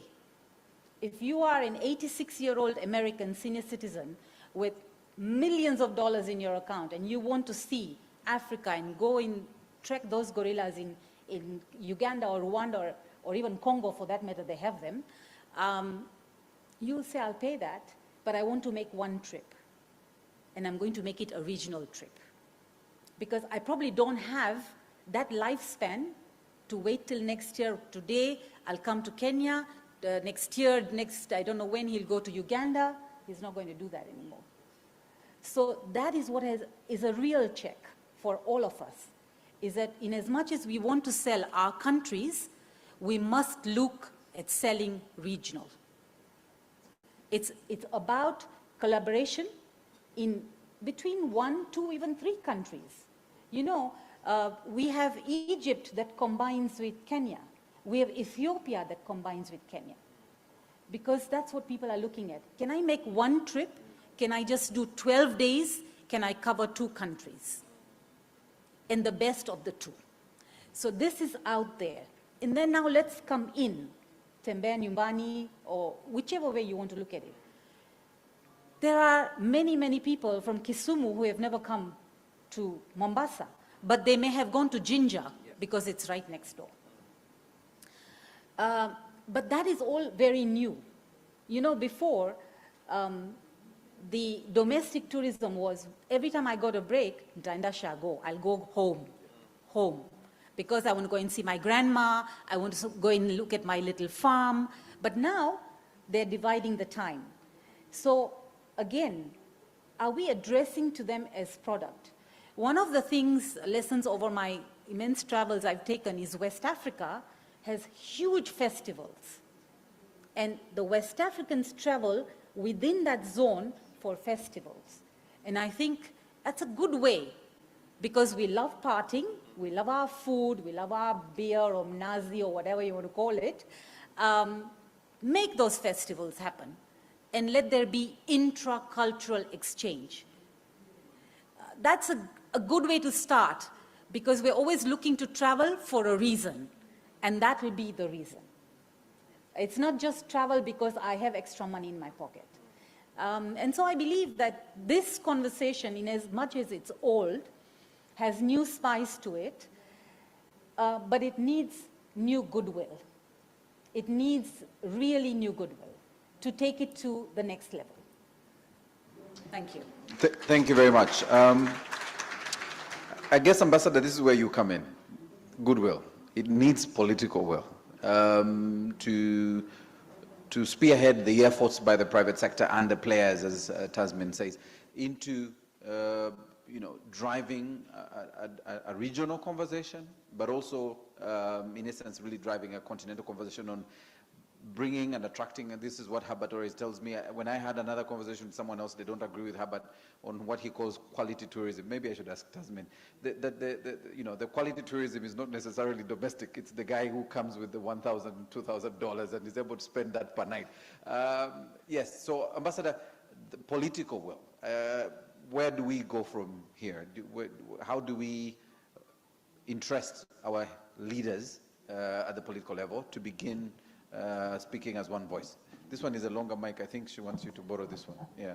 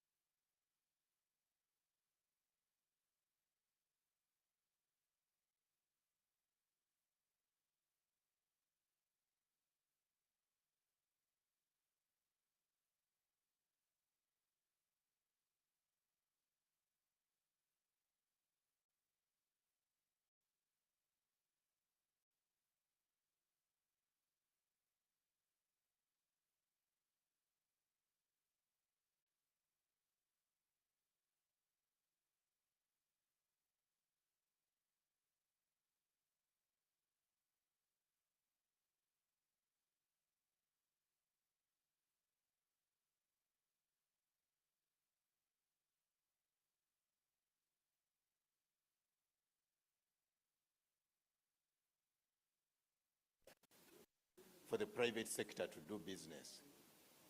Now, if we have created this atmosphere for the key players in the tourism sector between Uganda and Kenya, and in this particular case, the Kenya coast, if we have created this atmosphere, if we have this single East African tourism visa for the three countries of Uganda, Kenya, and Rwanda, if a Kenyan can travel to Uganda on his or her national ID, and vice versa, what more political will do you need? And I'm hoping that I hope the private sector players here, the tour operators, the hoteliers, I hope they have already shared the contacts. I hope they have already exchanged the cards. I hope they have prepared for the B. Actually, the B2B, maybe we shouldn't even have put it in the program. It is already ongoing. If you have not interacted, if you are waiting for the afternoon program of B2B for you to exchange cards, I'm sure the way we are running behind schedule, you may at the end of the day realize that we don't have time for the B2B. Actually, for me, I already facilitated one B2B right when I came in here.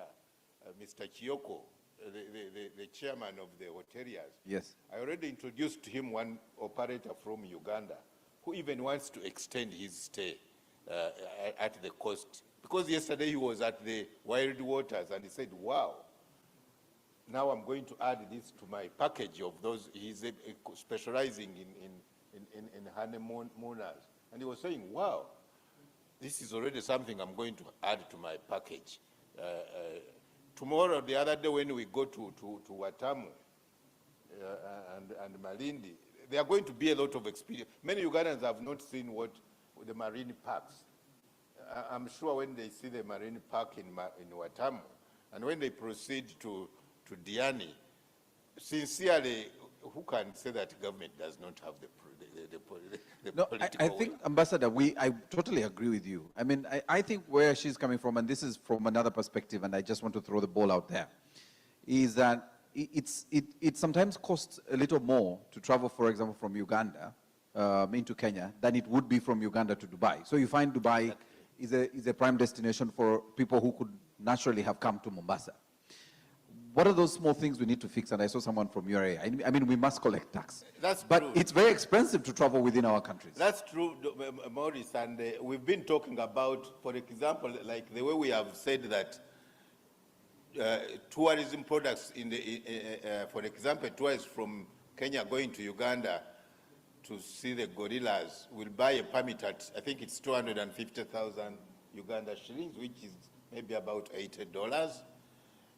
Whereas for someone coming from Europe, they will spend $700 to get a gorilla permit. And that's what Herbert says, quality tourism. Yes, Yeah, so now we are saying that we wish we could, for example, as governments, make travel, for example, air travel within East Africa.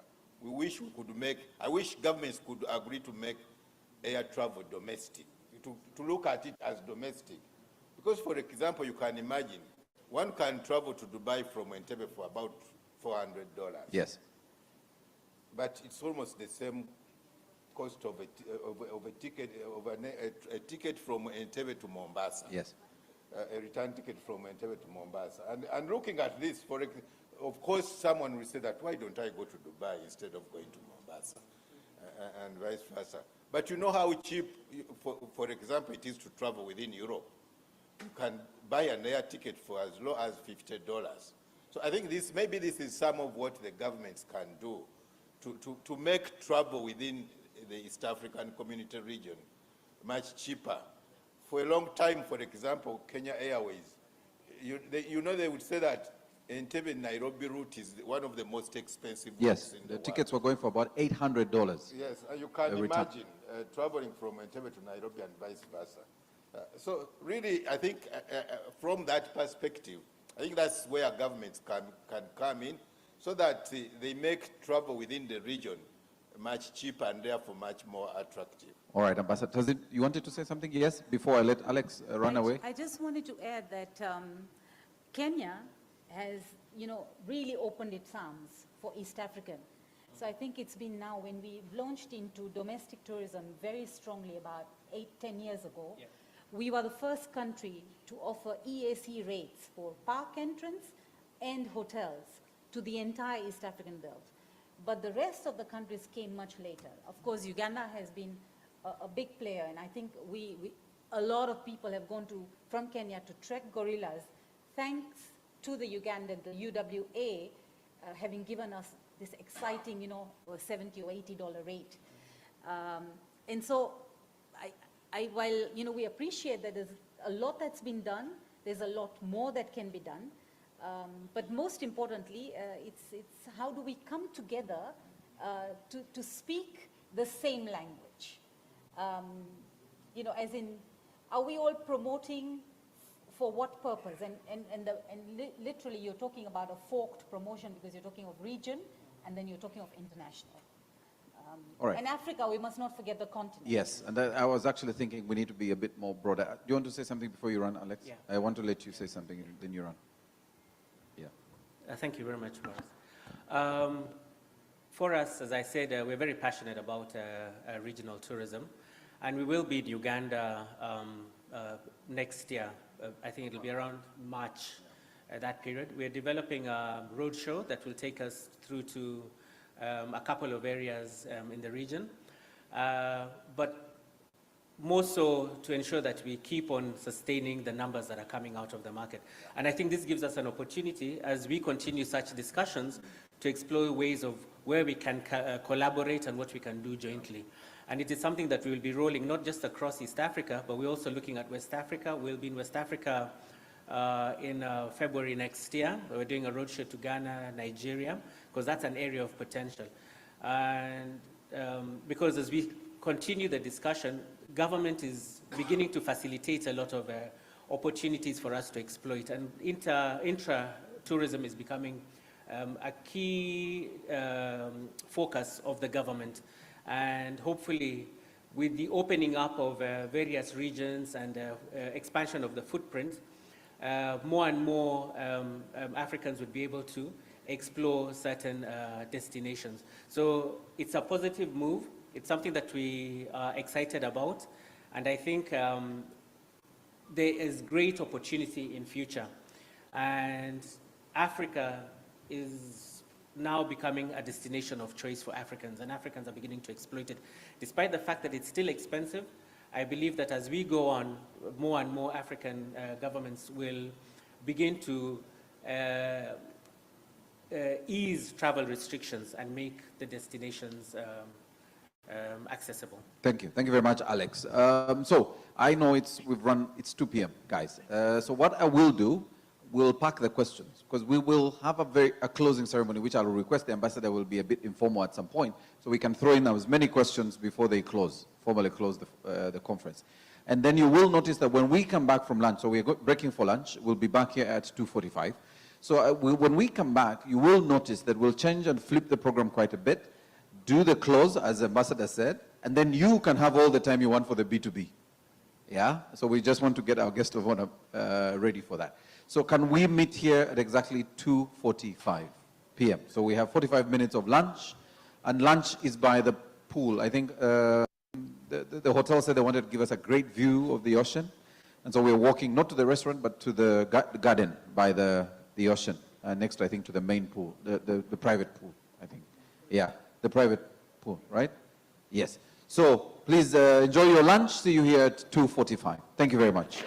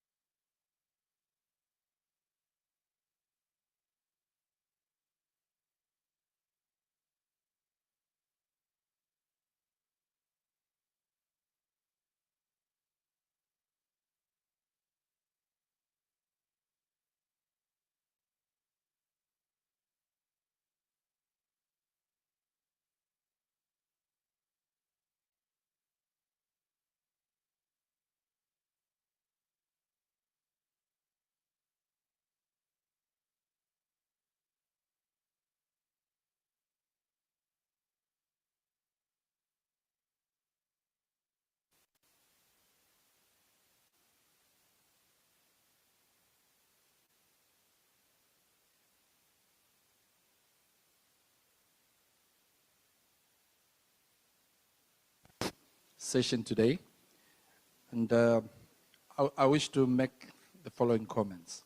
One, I think it's high time Africa abolishes the artificial borders that were kept by colonists. It is high time. So that it can be easy for us to travel. Two, we may make a lot of recommendations and deliberations, but again, it boils down to policy. What is the policy of the East African community when it comes to inter-country tourism? I think perhaps we need to invite these politicians and say, please come with us. And you know, they love good times. So you take them to Uganda, you take them to Tanzania, so that they can experience firsthand on this thing. The last thing before I bore you, perhaps again we need to teach in our schools the geography, the history, and the biodiversity of the East African community. We have been taught about Rhinelands and America and this. Can we come closer home so that we can appreciate and love and respect what God gives us in terms of natural resources? Lastly, is we need to know ourselves as East Africans. What does East Africa itself hold in terms of natural beauty, wealth, and therefore this dialogue should be taken all the way to the East African community. Let it start there. Let it also be discussed in our parliament, our respective, and we turn these politicians into tourists and say, if you're convinced that East Africa has products, then open the borders, make it easy for everybody. Thank you. Excellent, excellent submissions. I can tell you for a fact that Ambassador Mukumbia here, his biggest delegation, most of the time from Uganda, is members of parliament, who, for some reason, always pick Mombasa as a prime destination to come and look at some of our properties, because we have some properties here at the port. And the Foreign Affairs Committee is always here every year. The Trade Committee is always here. Budget Committee finds a way.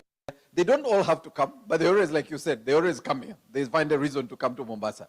Like they say, Mombasa Raha, I guess will always attract you back. I agree with you.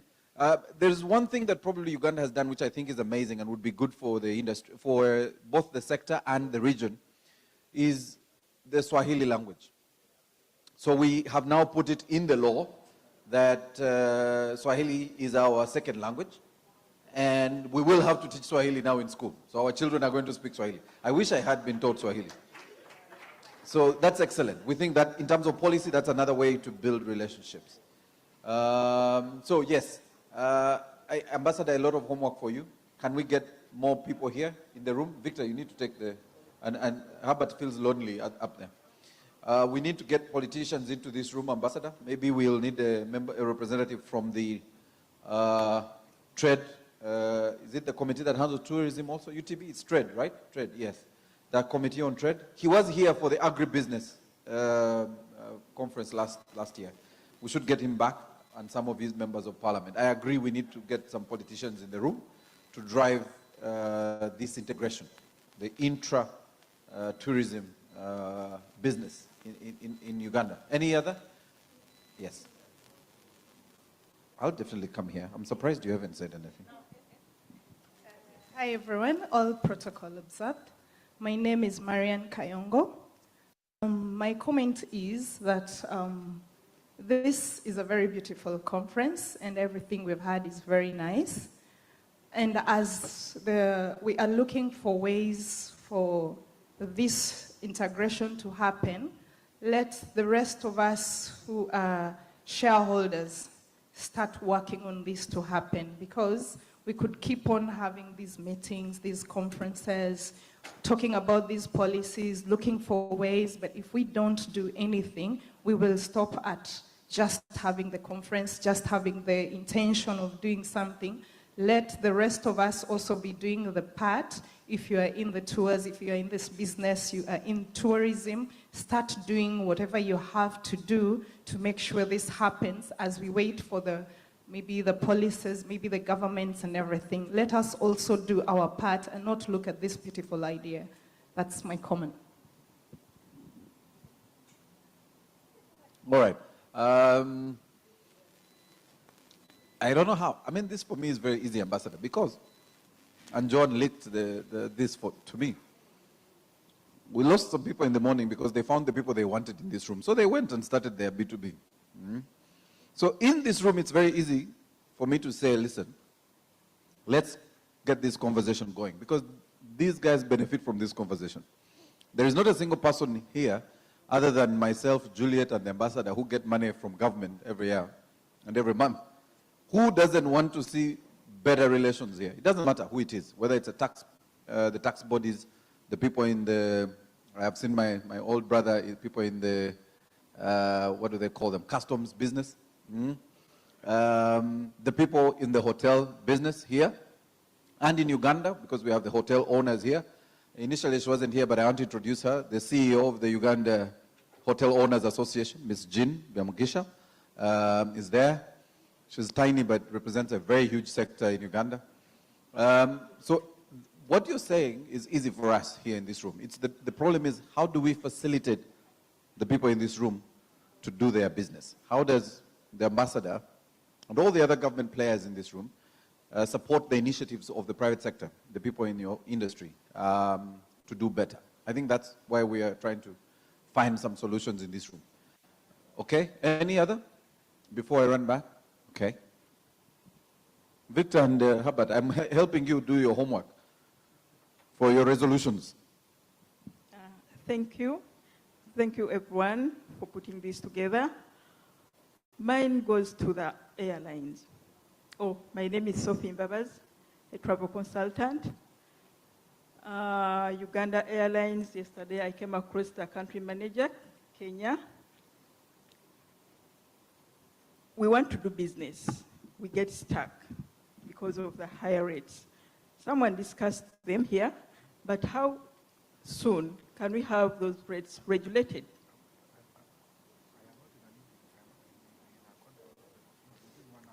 Yes, Madam Country Manager. About the fares between Uganda and Kenya, they are really high, very, very high. Actually, Alex is here too. I always disturb him. Why are these fares high? I have a group to Mombasa. They are complaining because of the higher rates. They end up going to Dubai at $400.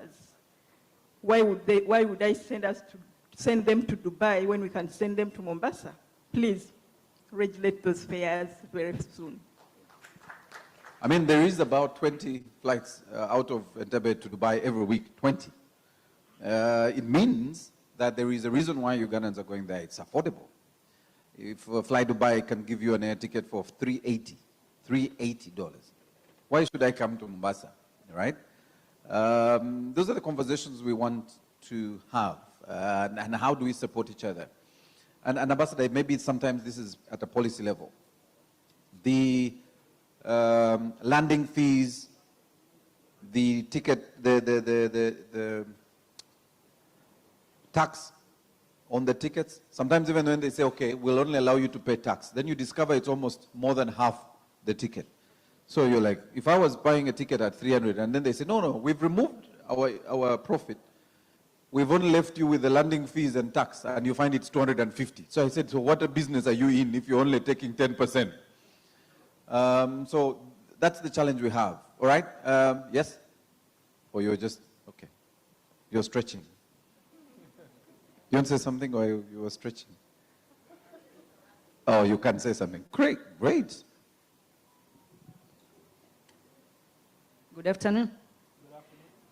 Just to add on what my sister have said, any destination, when we want people to travel to those places, we must make them accessible. And being accessible means that we must be able to make even the fares affordable. Not only affordable, right now we only have very few flights going to even Uganda. Even the schedules are not very, very good and very friendly.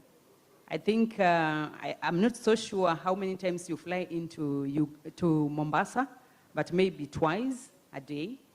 So it's quite difficult for us to even get, especially us of Malindi. It is difficult to get clients from Uganda to fly into Mombasa in the night and then ferry them to Malindi. So maybe the people who are managing the Ugandan airline, please look into that, look into the schedules, and let this be possible for all the destinations. Thank you. See, excellent. All right. Our host, it would be unfair to let you go without saying something. Hi, thank you. Good afternoon. My name is Hasnain Nurani, and I'm the Group Managing Director of the Pride in Hotels and Resorts. So let me take this opportunity to welcome you all to the Pride in Paradise Beach Resort and welcome you to the Kenya coast. I will just go ahead to mention based on, sometimes it does become a chicken and an egg story. Here, if you look at, yes, whilst I agree with my sister that the flight fares are crazy and expensive. But on the other side, and then I believe it's 3 flights a week to Mombasa. Now, supposedly, as tour operators, all right, we have now been talking about this. Sometimes they are debating about if they do more flights, what if their seats come in empty? Here, and that's why they have to price, and I believe the pricing works based on supposedly that the airline would do a 50% occupancy, or 50% seat taken up, or 70%. They have to cover the cost eventually. If we do start working as partners, supposedly in terms of, at the moment, even as tour operators, let's look at the Ugandan tour operators themselves. Within the Uganda, the tour operators, how many of us actually are talking and marketing about packages into Mombasa, or into Diani, into Lamu, where we are literally talking about 5-night stay, even travel agents, all right? If you see every other travel agent will be talking about Dubai, will be talking about Singapore, will be talking about South Africa, or we'll be talking about every other country, but how many of us actually talk about packages and experiences and market the package in Mombasa? And the same thing applies to people in the tour operators in Mombasa and in Kenya in general. I can assure you, even the majority of a lot of the Kenyan tour operators here would not have visited Uganda in terms of to be able to see the gorilla safaris, all right? Because the perception is that gorilla safaris are expensive, it takes too much time, the flight cost, so there's all that perception. But if we all start talking about it jointly, we create a pressure on the airlines, both on Kenya Airways could be possible, and on the Ugandan airline, which enforces them to be able to increase the number of flights, have some element of confidence that the seats will start moving. And in the event, if they're able to give that, yes, they're able to increase their schedule, and this is the kind of price line, it's a discussion, a communication, which has to happen from the tour operators in Uganda with the Ugandan airlines, tour operators from here, again with Ugandan airlines, maybe with Kenya Airways, and that's how. Otherwise, we'll always be stuck. We'll always be stuck in the same story as to flights are expensive, and that's why clients don't want to go. But that discussion is not happening, all right, as to what is it that is affordable? What is it that our clients want to pay? Thank you very much. I like that. We must create the demand, and then the pricing will definitely come down if we have demand on these flights. I mean, the demand for the flights into Dubai is increased the frequency of the flights into Dubai. It's basic science. But again, listening to the conversation before, the story around packages, how are you attracting me to prefer Mombasa from Dubai? I don't know any hotel in Dubai, every time I've been, that is giving me 1 extra night free. So I'm just wondering, why isn't Pride in telling me that if I fly, for example, if I fly Uganda Airlines, I get a 30% discount in my stay in Pride in Paradise, right? And then if I stay in Paradise for 4 nights, I get the 5th night free. I'll definitely pick Mombasa. I get to keep my family here for an extra day, and it's cool. So we're looking at that. Is it possible to have an attractive package that gets us here? Honourable Minister, your seat is here. I know you now wanted to become a listener, but the ambassador won't allow me to let you sit there, Honorable Minister. Please come here. So those conversations we need to have in this room. So Victor and Herbert, I guess the resolutions from this meeting on your side, especially to the ambassador to upscale, would be how much more can we do at a policy level, but also how much more can we do at the private sector level.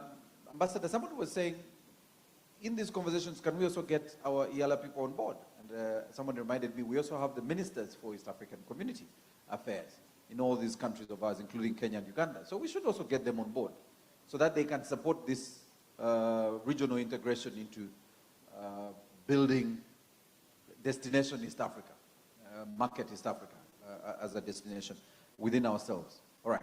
So, yes, I kept looking at you, wondering when you're going to say something. Thank you. Mine, I have to first appreciate, in 2017, I actually attended Pearl of Africa. And I went to Kidepo, and I'm telling my Kenyan brothers here on my table and outside here, this is a real threat for the migration in Mara. Kidepo is real, only Sudan is keeping it out. The moment Sudan is sorted out, we are messed up here.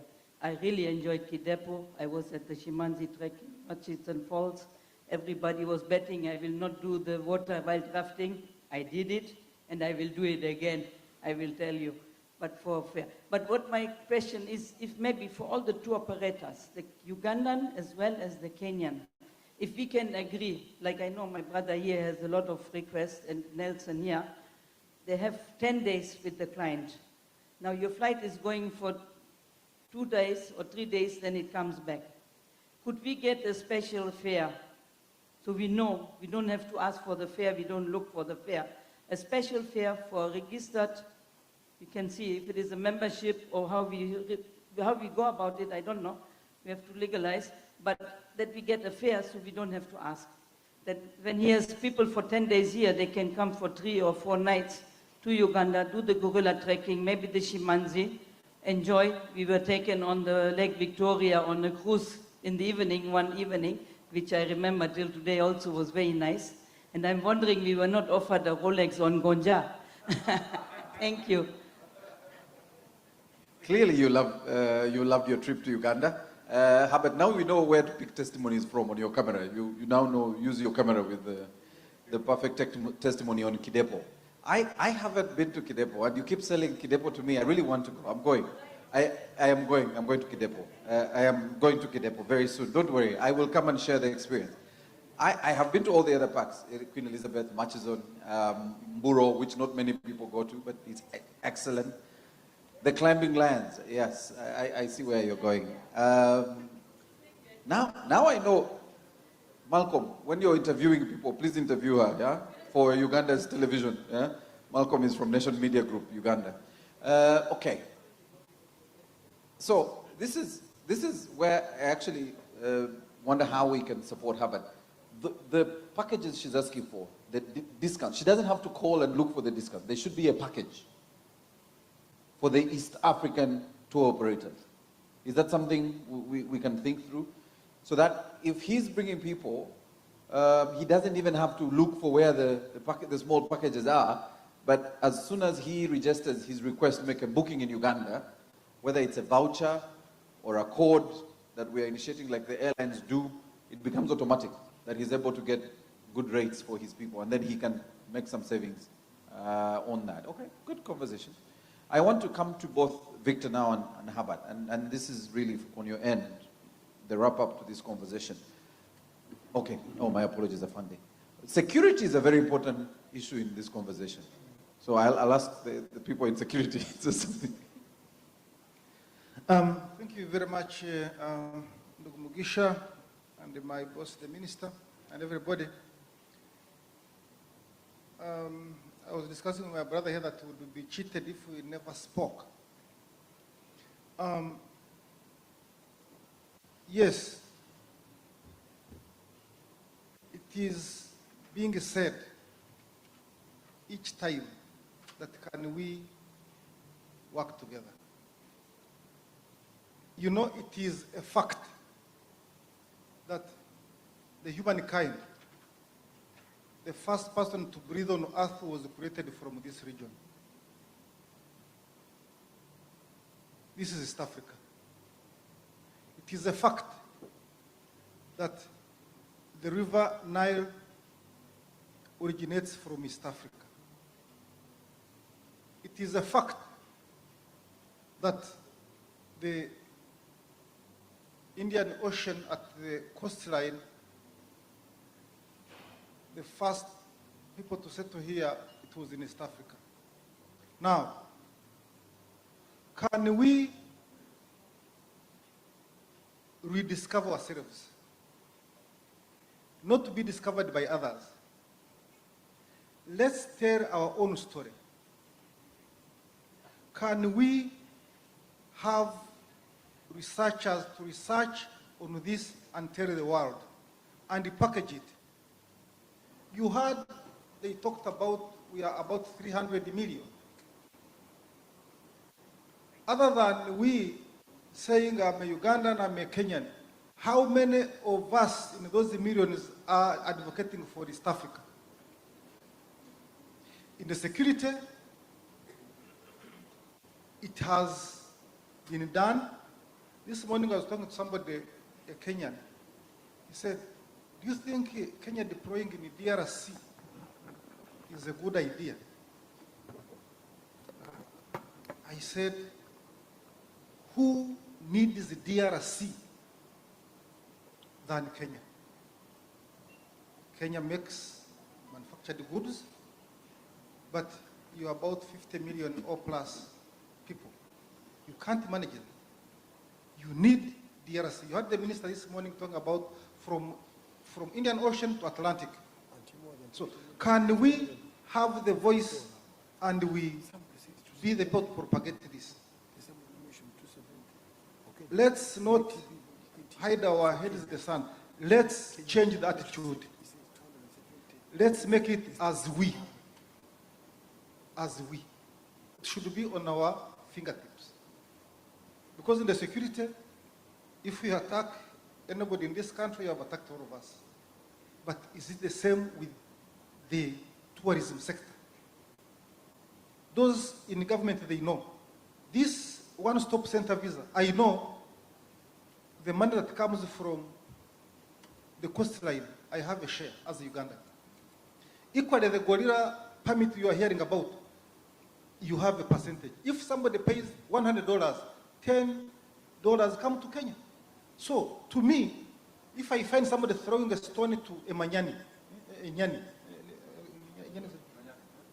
is the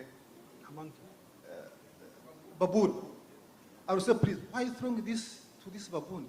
Because I have a stake. So, let us protect our own.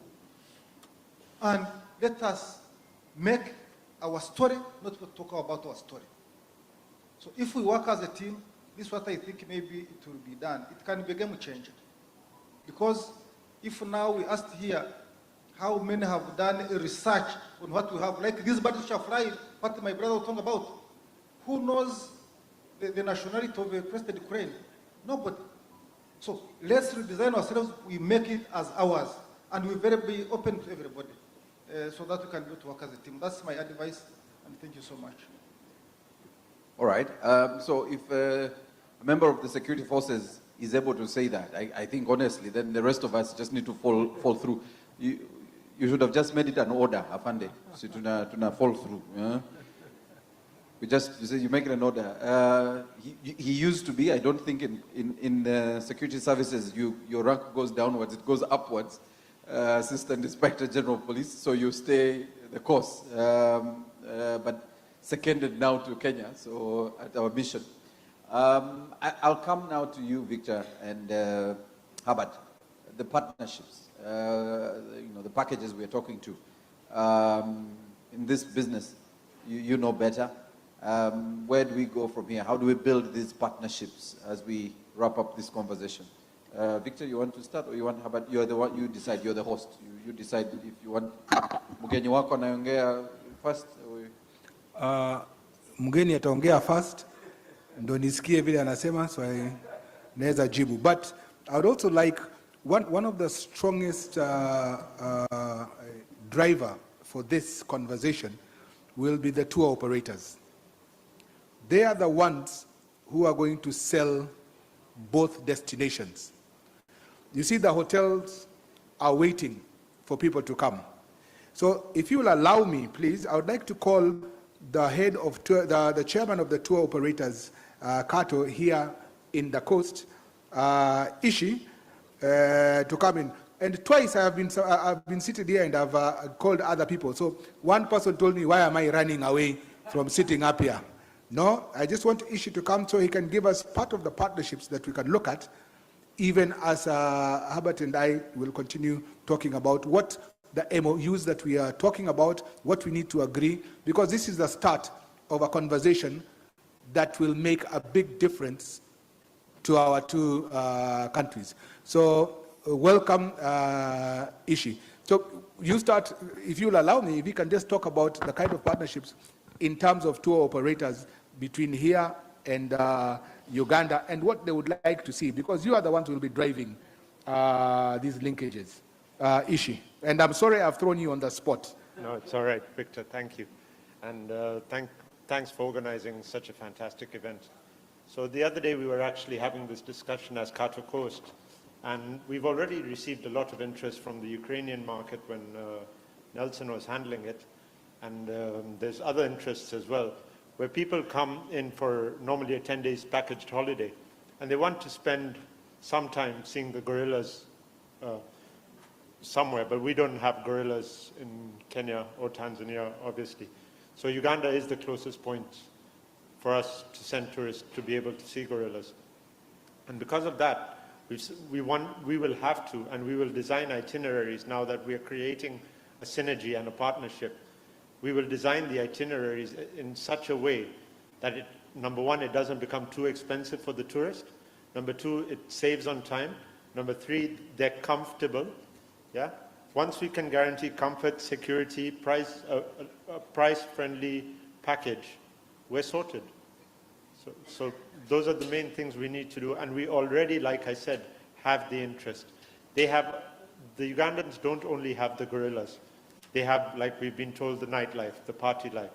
We have that. We don't have that so much on the coast anymore. They also have the lake and the products around the lake, like whitewater rafting. It's actually easier for us to take a flight from here to Uganda to go whitewater rafting, where they have better rapids. We do have whitewater rafting up on the Tana in Kenya, but the Ugandan product is a lot more vibrant and a lot more developed than the Kenyan product. Also, the Ugandans have a very, very nice product, which is, again, adrenaline. They've got a lot of paragliding. They've got a lot of, again, whitewater rafting. They've got a bungee jump somewhere along Lake Victoria. Bwana Ambassador, you have a very long bungee jump somewhere on Lake Victoria. In Jinja. Yeah, in Jinja. So I personally have had interest from some Canadians that wanted to do Mount Elgon and then cross into Uganda from there and do the bungee jump and then come back to Kenya. But now that this partnership and synergy exists, we can do it. It's not a problem. And we're all professionals. That table there is the brain power of creating an itinerary. Just leave it to that table there and we'll do it for you. Thank you. Thank you very much, Ishi. We're going to talk about partnerships. Where do we move from here? Some of the questions that have been asked, in fact, most of the discussions and questions that have been asked are to do with conversations. Sitting during lunch, one of the people we were conversing with, B2B, and they were saying, look, we've been talking for a long time. Talking. Tasneem told us we've been talking for 15 years. And have we really moved? And I said, every movement starts with a step. Yes, it has happened 15 years ago. This is a new dispensation. This is a new team. This is a team that has the passion to do it. So when we leave here, let us go out knowing that there are things that are moving. Let us even go ahead and give ourselves timelines. of what we are going to do. We've got that think tank table of two operators. We've got the chairman here who will be able to, lead discussions on what we can go forward to. One of the things that somebody on the table asked me, he said, in East Africa, there are, without mentioning countries, so I'll have to change how I put this. He said, if we had, there'll be a lot more road safaris, okay? People are not only going to fly, but there's going to be a lot of road safaris. If our tour buses reach to the border, one, are they going to be able to get some arrangement to speeden up the process of them crossing? Two, will our tour vans be able to cross into Uganda so that they can, and vice versa, so that there is flow of business? Or will they be told you can only reach Uganda, and from then on, you've got to get a tour operator from Uganda to come and meet them? A lot of time this brings breakdown of communication. So those are the things that, now that we have started, we are going to be looking at to ensure there is a smooth way of doing business. Unless you want to contribute anything, my brother. Of course I will. Thank you very much.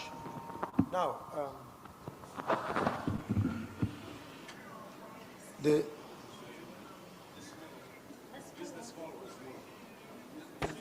small one. Okay. Thank you. Someone says 15 years and nothing has been done. Why? We don't know each other. The Uganda Tourism Association, which I head, is the apex body. This apex body is made up of all trade associations in Uganda. The leaders of all those associations select delegates and they make this apex body. It's our policy-making organ for the entire business community. I want you to have this confidence that you are dealing with an organized business community. Okay? You should have that. We have the Safari Guide Association with over 1,000 members. We have the Association of Uganda Tour Operators with over 400 members. We have Hotel Owners Association, about 500 members. We have travel agents. We have Association of Uganda Women in Tourism, National Art and Crafts, Conferences and Incentives. They are all together. Please have confidence. We have a system in place. We have a committee on security, Tourism Security Committee. It has private sector, the regulator, Uganda Tourism Board, and other players. We've managed to, if anybody does wrong for you, this committee works with UTB, we are involved, we quickly jump in. Why am I telling you this? Make sure you deal with people who are registered. To give you confidence that you are in Uganda, people are registered. Through these associations, you will do good business. That's why you see UTA is flashed around here, because the ambassador feels comfortable to deal with an organized community.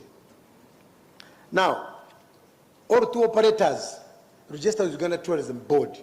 It's a requirement, and every member who is going to register with the association must be registered with Uganda Tourism Board. You must have a license. We don't want to deal with tour operators because of digital era. Someone puts up a website and starts a business.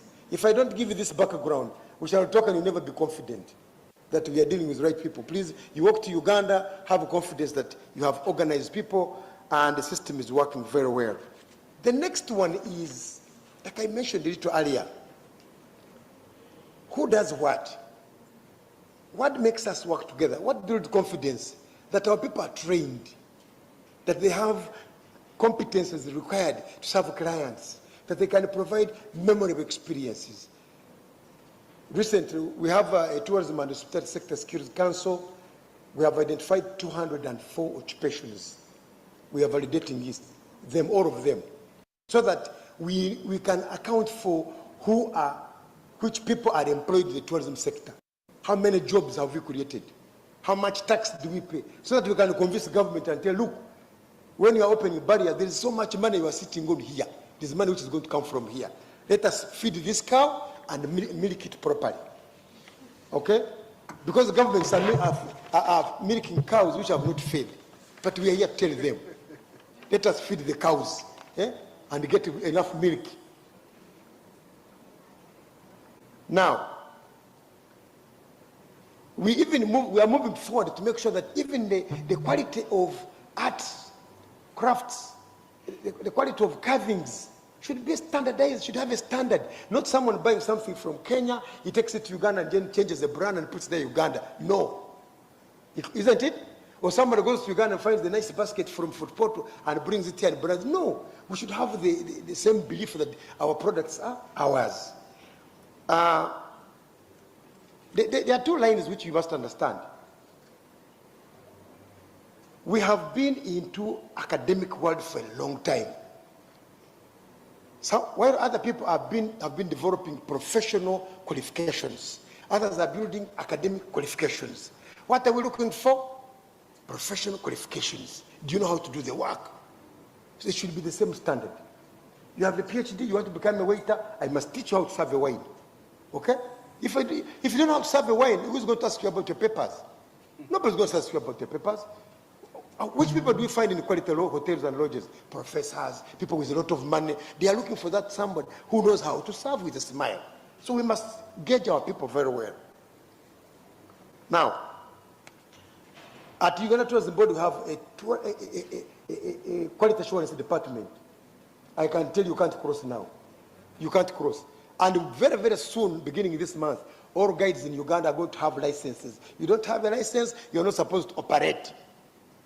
We want to give you confidence, Kenyan, to operators. I know you have a lot of business here. Have confidence that when I go to Uganda, if I get a guide, must have gone through a sieving process. No more quack people. Because I'm speaking with information because I've been sitting on this security committee. I know what it means.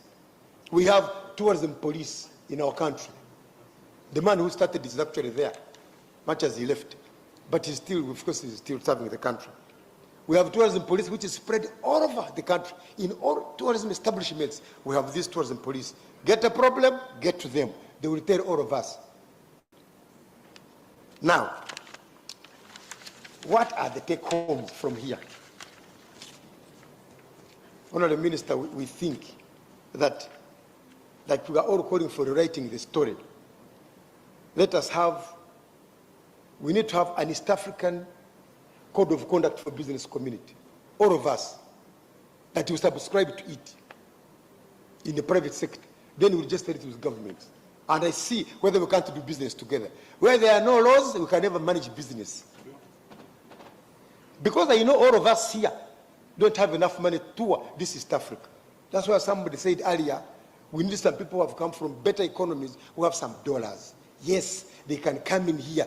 If we invest 70% there and 30% within us, we shall develop this tourism business.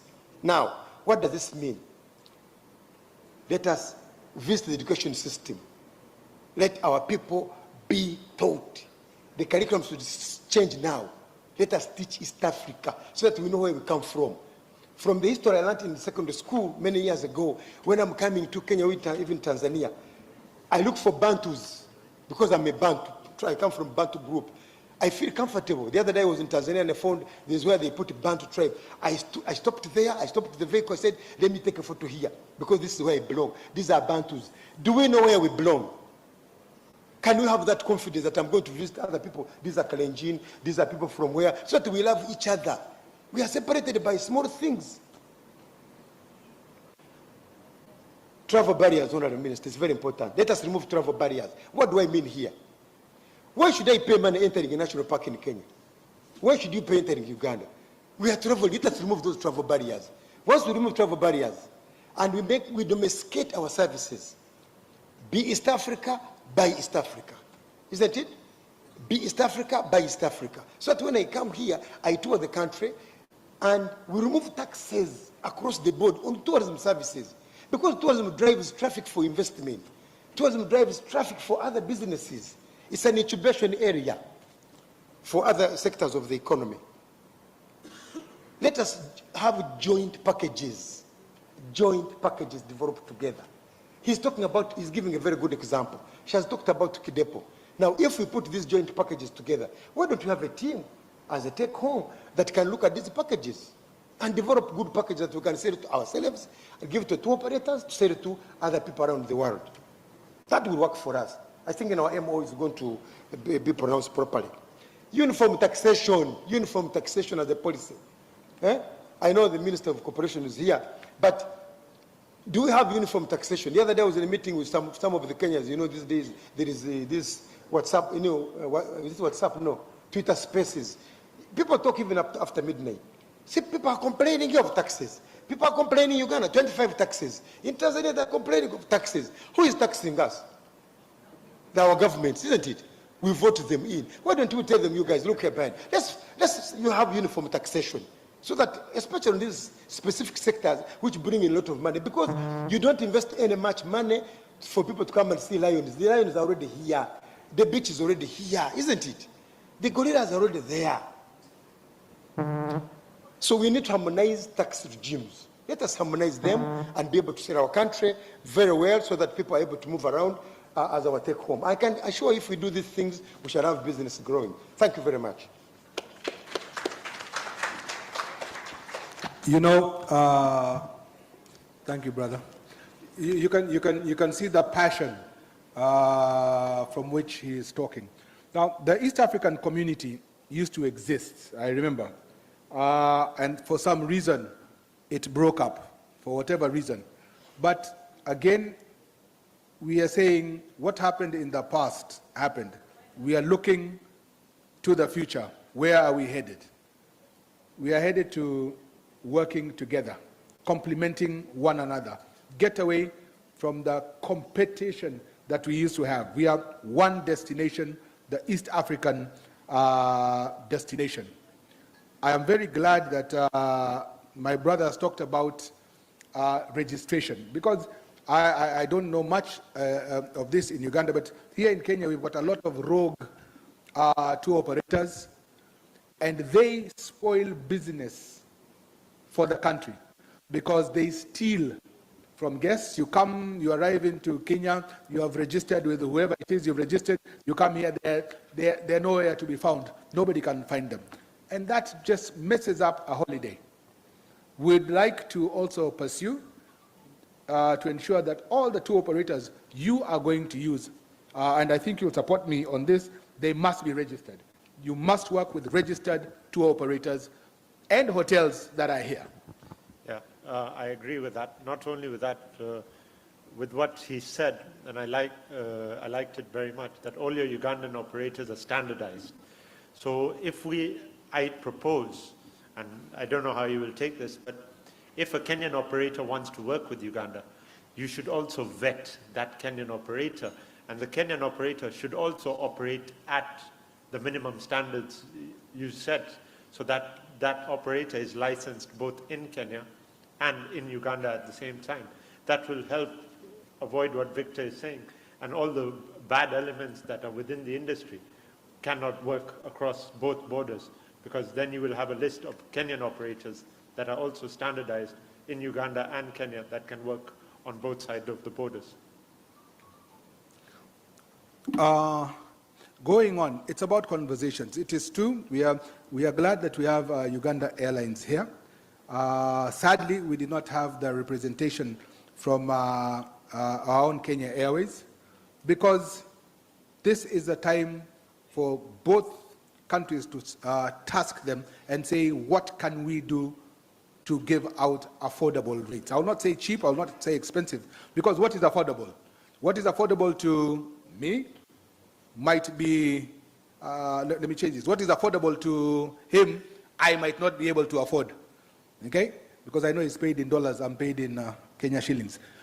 But what is affordable?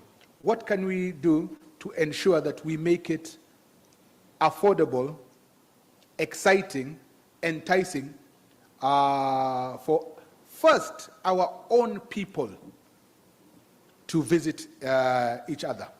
I think Tasneem said, or one person said earlier, hospitality, visitation, relaxation, tourism is starting to pick up, domestic tourism. People are starting to realize that they have got to take a rest. You know, it was very interesting that after COVID, when the hotels started to open up, everybody thought, oh, business will be very bad, people will not travel. But you'd be surprised. When the doors were open to travel, families from all over Kenya started to travel. It means people want to see new places, people want to go out from their normal domicile to rest. Okay, this is a conversation you all hear, you've all had. We've come here and said, what do we do going forward? What are the take-homes from here? One, we will come up with an MOU between UTA and KCTA. And when I'm talking about KCTA here, I'm also talking about Kato, Kata, all the tourism associations as one, as we sit down and agree on what we want, so that we come up with an agreement saying, this is how we want to go. We are going to task each other that by a particular time, so it's going to have timelines. Could we look at border crossing? Has that been ticked off? Yes. Kenya side, have you spoken to Kenya Airways and Ugandan Airlines so that you can get the best prices? Tick. Have we set up by end of, this is November, by end of, in time for Valentine? Because being in Uganda, I know in matters love, Ugandans don't joke, okay? I mean, when love is in the air, I tell you it is in the air. So and I'm not saying that Kenyans joke, eh? But if by the time of Valentine, what have we got? Packages that can be set on both sides. So, you know, we've got timelines, and you can see every time I was being interviewed by the press, they were asking me, what percentage growth are you expecting in 3 months, in 6 months? Okay, you're just talking. Are you going to be able to justify the spend, the sponsorship of this conference, so that you can actually tell it's because of this we have moved here, we are seeing more exchange of business. So can we really measure and say we have done this? We can only do that if, one, we give ourselves timelines, which we will do, and give ourselves targets of what we want to achieve. So there'll be conversations between hotels, there'll be conversations between tour operators, there'll be conversation between airlines. One thing that happened, was it last year? No, this is 2022, 2021, I think it was 2019. Normally, Mombasa, or generally the coast, is full over the festive period. Actually, right now, if you try and book from 21st December to 5th January, you will not get a place to stay in the coast. You will not only that, you will not get transportation from SGR because it's completely full. You will not get a flight by Kenya Airways because it's completely full, or by 748. Thank goodness it has happened this year. In 2019, because the coastal hotels expected to be as busy as they always have been, Dubai came in. Dubai made offers that were shocking. Okay? The price of going to Dubai and having a 4-night holiday with a family was much less than coming to Mombasa for 4 days with your family. Now, which family does not want to fly out and go to Dubai? Okay? You don't know what you're going to get in Dubai. You've heard all the razzmatazz about Dubai. But who will come to Mombasa from Nairobi rather than go to Dubai for an even lesser cost?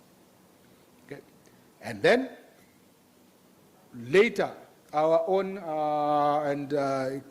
we are going to talk facts here. Kenya Airways offered a special offer to Zanzibar from Kenya. In fact, I think it was from Mombasa or it was from Nairobi. It was something like $89. It was from Nairobi. It was $89 return. From Mombasa, or was it 89 or 99? Return from Mombasa to Zanzibar. At the same time, that was Nairobi to Zanzibar. At the same time, Nairobi to Mombasa was, I don't know, $159. That is our own airline. where would people go? What I'm trying to bring up is it is possible for us to have conversations and to push to enforce that we get attractive rates to cross over. It's got to be by road and it's got to be by air. And I hear the rail is opening up. In fact, at the time SGR was being done, it was supposed to go to Uganda, wasn't it? So with this infrastructure expansion, we hope it will reach there. So there's a lot of conversation we must have, but we must commit ourselves to have it. As our two associations, and as we thank the ambassador who is really pushing on this, we must say that by February, we've got packages for Valentine. By Easter, we've got people who are crossing over, because here are the packages. Here are the excellent and exciting offers that are being given. Then we can see we are moving. Otherwise, next year when we are meeting here, we'll be talking about the same things and will not have moved forward. That is my take home from here. Okay? Maybe I just add on something small here.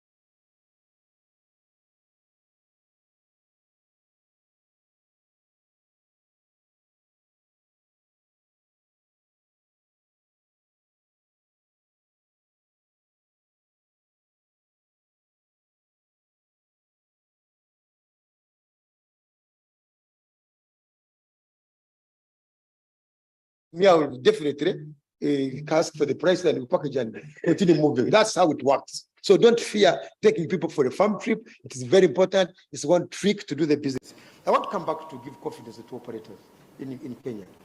You know, because Uganda came from behind, trading slowly.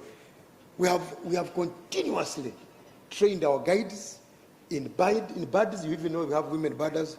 We even came here and actually opened up a club for women birders in Kenya. And we are really very serious about it.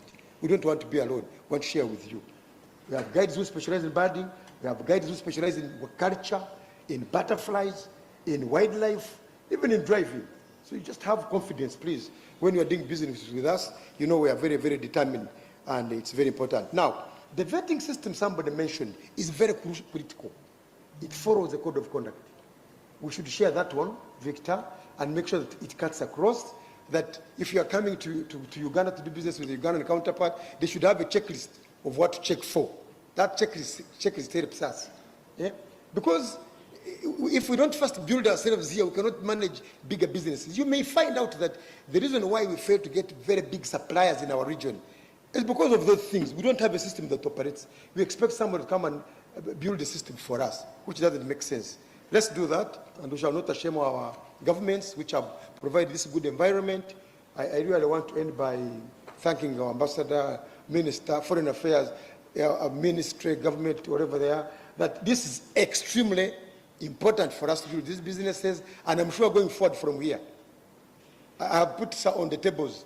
I put some flyers of the conference. Please make sure you read through. The other side is also services we offer. We offer the best birding tours in Uganda. Of course, I'm a guide and a tour operator, but also the head of the business. Thank you very much. Mugisha, you know, when you said who speaks first, I allowed him to speak first. Yeah, I did. Me, I was finishing. Now he spoke, so I am called to speak last, so that I finish. I can't invite you to speak first and then you speak. One other thing I was going to add now, and then he will not add anything else. Otherwise, I'll have to speak. I've even forgotten what I wanted to say. When we were having lunch, and you're coming out. I mean, you must admit that this is a beautiful facility. Yes. The food was fantastic. So, Priding team, thank you very much for the food. In fact, because of that, we have also booked a dinner for all of you here. We've got dinner, and we've told them we don't want the same food. We want something else exciting. There were 2 or 3 people, including Liazi there, was asking me about that soup. The soup he was talking about. Okay, and we said, no, we can't have it at lunchtime because we want people to concentrate in class. So this soup, and the GM is here, Mr. Ratos, the soup will be there. Yeah? If you want to know what soup it is, ask your neighbor. It will be there in the evening. So we've arranged for dinner. We've also arranged for, there was a challenge yesterday that was given to Our Lady. There's somebody raising up their hand there, I don't know. I think, he's an elder. In my society, we respect elders, and since he's one of Uganda's exports to Kenya, I will allow him to speak. Please stay there. Now you will answer his question, you and Herbert. Thank you. Mr. Moise, thank you. Mr. Victor, my brother Herbert, and my friend, thank you for what you have told us here. However, I have observed out of your sentences, and the worst one was from you, Mr. Herbert. Milking a book is very dangerous. And you have cited where it is. We are all suffering because we are forced to get out of our pockets what we don't get. And what is killing the development, no matter which economy, it is about taxation. We've been talking about the problem from the word go. We've been talking about the same. And yet, you are the same people who are going to reach to that level. Mr. Mori said, Mr. Ambassador, we are being paid by the government. What about these other people who are not paid by government? And we are the ones who are feeding the pitch. Tourism will never develop when the taxation is still high. The government economics are very wrong. They are always lying to the governments by telling them, broaden the tax base, forgetting that if they lower the taxes, the contribution of the movement of the people is doing a lot of economic support and growth. Whatever they are buying, the transport they are using, it is doing much to the economy rather than that lump sum money being paid. It is my humble request. My ambassador, Mr. John is not here, and you there, please, he's around. Oh, you are there, Mr. John. In fact, and the Kenyan representatives to meet the governments and tell them, strangling the taxpayer is wrong. Milking a book cow, you are killing it. We will never get any development when we are taxing higher prices. By doing so, we are going to get a lot of development, and I don't know how I can call it. Madam, there was an Indian lady who was there. She articulated well the issues, and Madam Juliet. Look, those people in the European countries, they are enjoying coming to Africa here because of the lowest they invest. And they come here to spend that money, which they cannot finish spending. Here we cannot even invest to put that money to enable me to move from Tanzania, Uganda, and Kenya. Okay, some of us have been privileged to move in most of the countries, but when you reach outside there, you wonder what's wrong with my region. May God bless us to understand what is needed. Right? He has blessed you to get a good position of where we are. Phil is going to speak. So Phil, you will use your chance when you're there. Why are you jumping the gun? Before you tell us what we're going to do tomorrow, you will speak. Victor, see, you know, Phil, you have your time.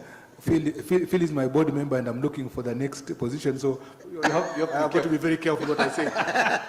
All right. We honestly, disposable income. So if we increase, and every time I listen to both the Kenyan finance minister and the Ugandan finance minister, they are looking to broaden the tax base. I agree with you. And every time they do that, they pick some of the disposable income that was available for us to use to come and see these beautiful countries. It's a dicey one. Yeah. It's very dicey. I hope the minister says something to this. I don't know. And I got this question, which yourself and Herbert will speak to, but you've already done that. Can we? And he was, I think, speaking for all of us. Can we ask ourselves what makes Uganda and Kenya unique and attractive? That's the homework for us, because these two countries are actually very, very unique. And it actually now makes sense why we are the only ones winning the marathons around the world. Yeah. So now you are allowing us, lately, you are allowing us to take first position, then you take second and third, right? We have said you're very good at rugby. You can keep the rugby. Sevens, we will watch and support you on this side. Anyway, you are concluding, Victor. Every time Morris has had a chance to hit at me, I don't know why he just does it. And I think Herbert had said, talked about this, the things of crossing. And I think it is Herbert, is it Herbert? No, who talked about the Karamajong? When it was, he talked about, one of the speakers talked about the Karamajong and talked about the Luyas, which is my tribe, crossing over. And sadly, yet, thank goodness, it's still East Africa. And Morris has said that we have allowed that in marathon and now in those long races, the 10,000 in Olympics and everything, the Kenyans who crossed over to Uganda are winning the races. And then sadly, the Kenyans who stayed here and the ones who crossed from Uganda to Kenya are coming second and third. These are the things where trade is not fair. But again, it is in the spirit of East Africa. We are one. It is coming to East Africa. It's coming to the African person. No racist remark there. And we should be proud that it's coming to Africa. I was saying that dinner is served here at 7, down at the same place. And then we will have Phil, who will come together with Herbert to tell us about the trip that we have tomorrow. Yes. Because tomorrow we are going to Kilifi, where that guy you all heard about yesterday in Fort Jesus, Vasco da Gama. In fact, he was there and he put a pillar, and we need to talk about that. Okay? So, thank you very much. And if we wish you could all exchange cards, we could exchange addresses, so that any issue you want to be assisted, you know you can call me directly, and you know that it will be handled with the seriousness and the speed it deserves. So we will share out our addresses so that you can reach me or any of the board or the chairman of the different associations, apart from the one of the Kenya Women's Tourism. That one you can still reach me. Then we will organize and ensure that you are responded to quickly. All right, Victor, just a minute. Some clarification here. Farm trip to Uganda. Well, I need this clarity because we are not having timelines. When you say take home, what are the timelines? Because a team like you mentioned, that team, other teams here, have the capacity to build up itineraries and all that. When we say we wait until next year to come to this conference and we don't get what we need to do between now and next year, we are not getting the right direction. So please look at it when you give us this indication. You show us and tell us at this particular stage we'll be able to do this. At this particular stage we'll have done that. By the time people come from Uganda from the farm trip, you may be surprised that on the first they will have a booking for Uganda or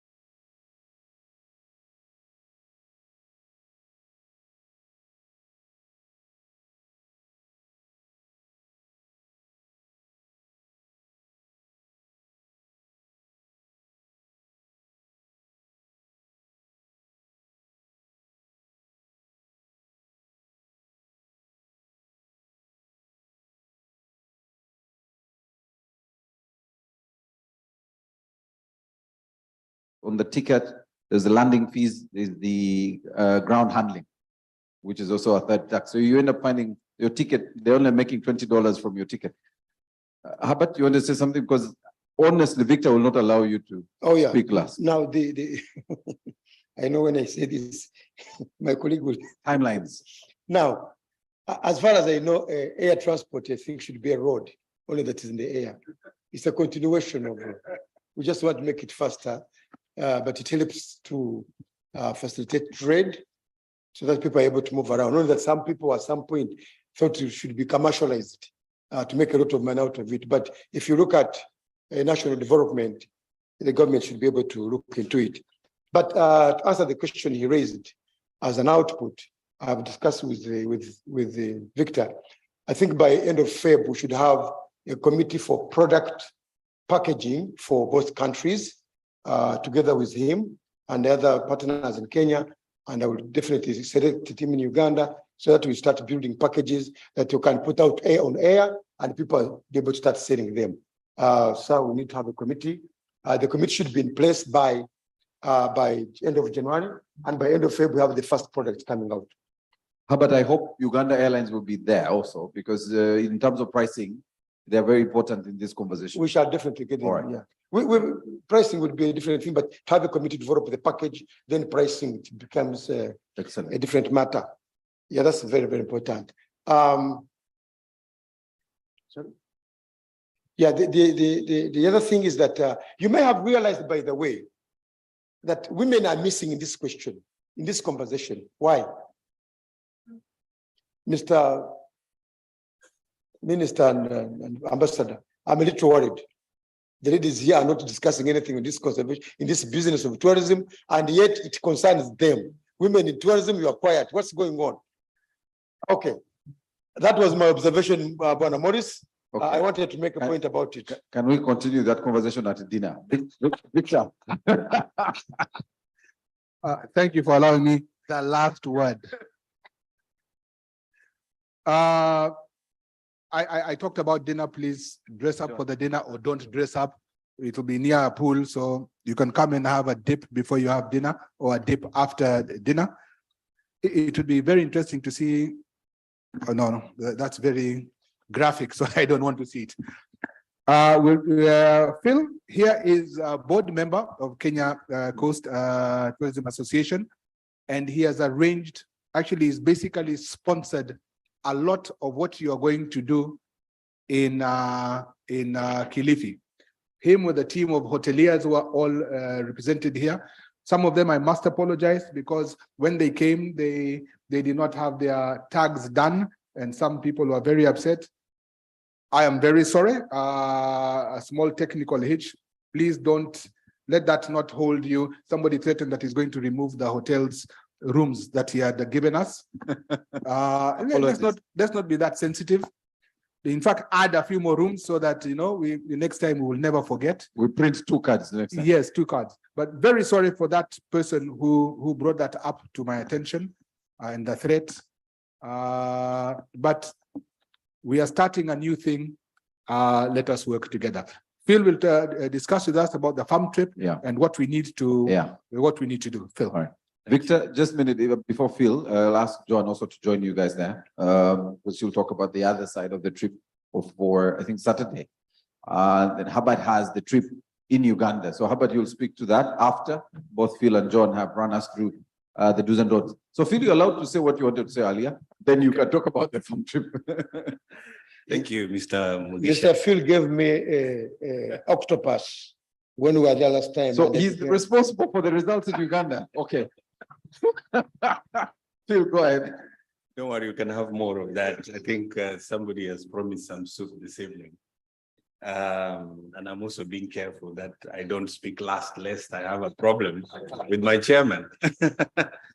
So, yeah, just to comment a little bit before I give the program for tomorrow, I'd like to just comment on what the elder had just said over there about the taxation issues and all these things that are challenging us. We are honored to have you, our chief guest, Honorable Mulima.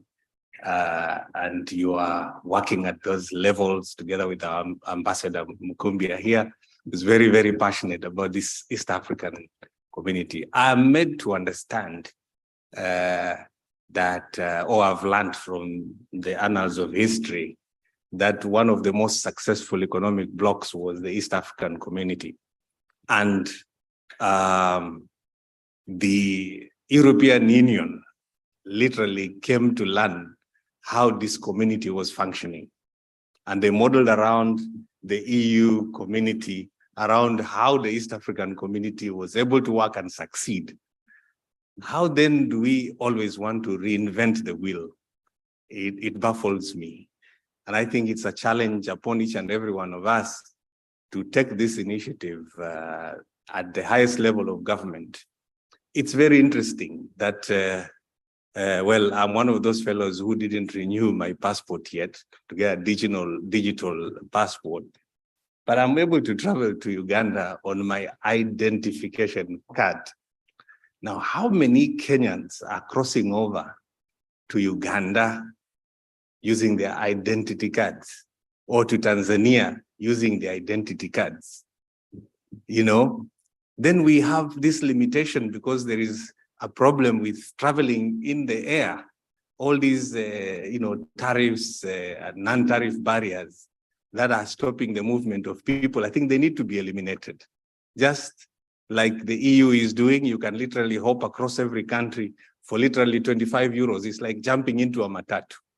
And I think if we are already doing it with our IDs and all these populations moving across, why are there those barriers that are stopping every other Kenyan, Ugandan, Tanzanian coming across the border at such high taxation rates?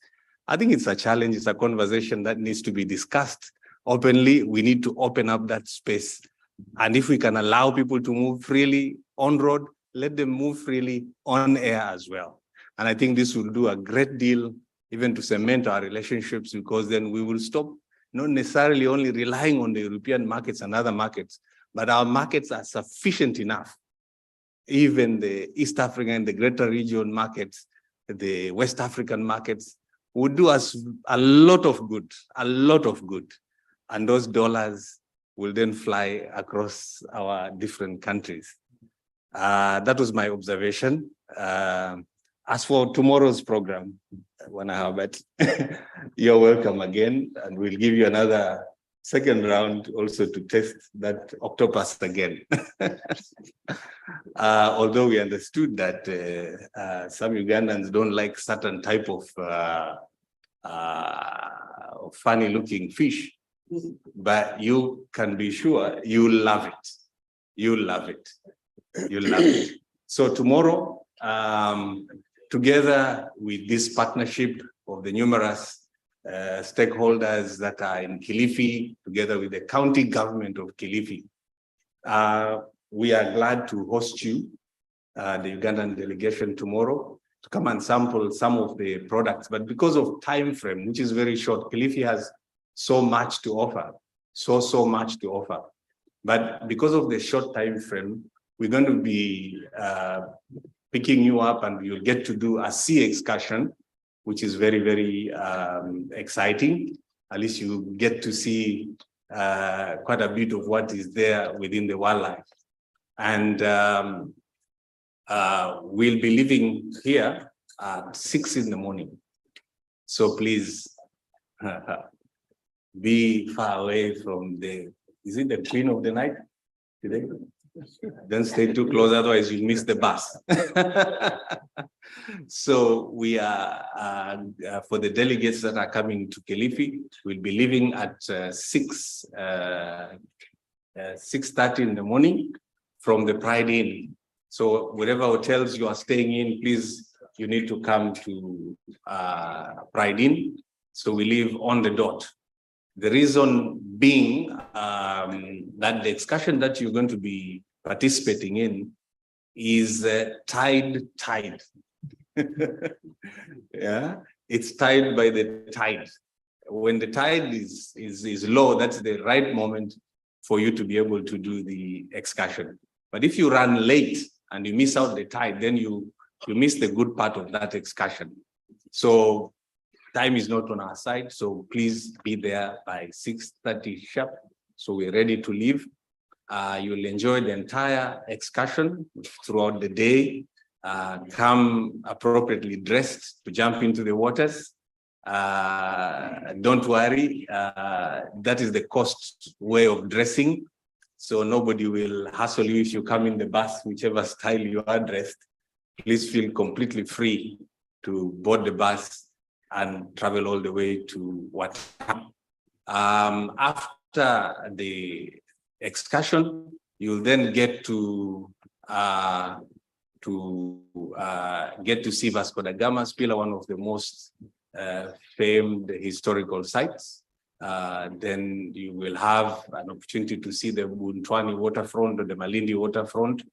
And then you'll have a cocktail. And after the cocktail, we'll then take you back to, I'm sure it would have been a very, very long and tiring day. We need to spare some energy for you so that you would have some energy for Diani as well. So we will then take you to your respective hotels for the night. The next morning, you'll have an opportunity to do an inspection of the various hosting hotels. So wherever you are hosted, you'll have an opportunity to get to see the product, get to understand the product, hopefully after your breakfast, and then we leave, we pick you up again at 10 in the morning on the 19th to drop you at the Mombasa waterfront so that the Kwale team can take over from there to proceed to Diani. We want to appreciate all our partners, the county government, and the numerous hoteliers that have opened up their rooms to accommodate you, to receive you. I'm sure you'll have a great experience in Kilifi, and karibuni sana. Thank you.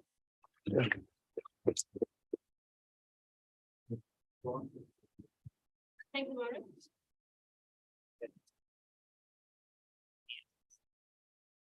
Thank you, Maurice. Ladies and gentlemen, all protocols observed. Good afternoon.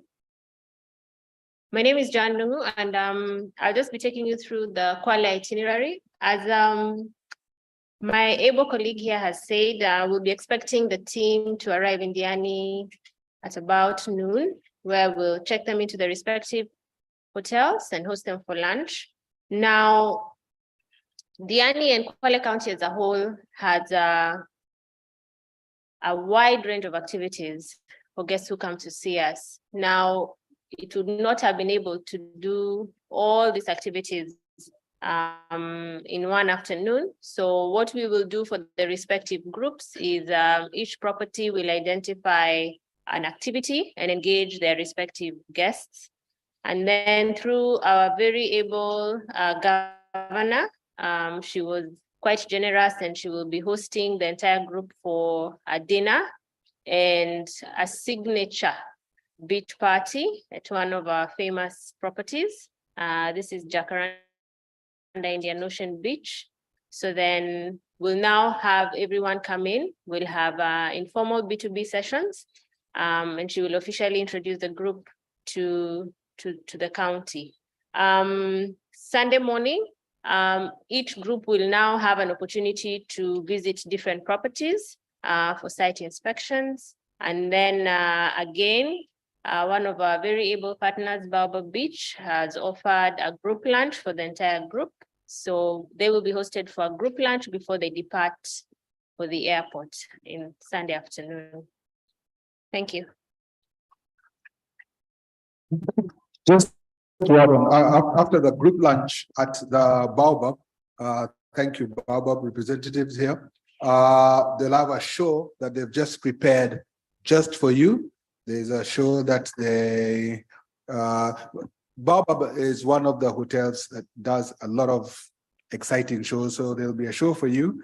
And then the flight for Sunday, I think, is at 11. So you'll depart from the South Coast directly to the airport. You will depart there at around 8 p.m. So please do not leave any of your items in the hotels that you are staying in. Please carry them with you so that it is easy. However, in the very unlikely event that you forget something, please let the representative of one of the associations in the bus so that he can contact the hotel and ensure that the things are brought to you at the airport. But you'll depart on Sunday from South Coast at 8 to make it to the airport. As you saw yesterday, we had a chase car, so we'll ensure that traffic is well controlled and ensure that you reach in time. Maurice, thank you very much.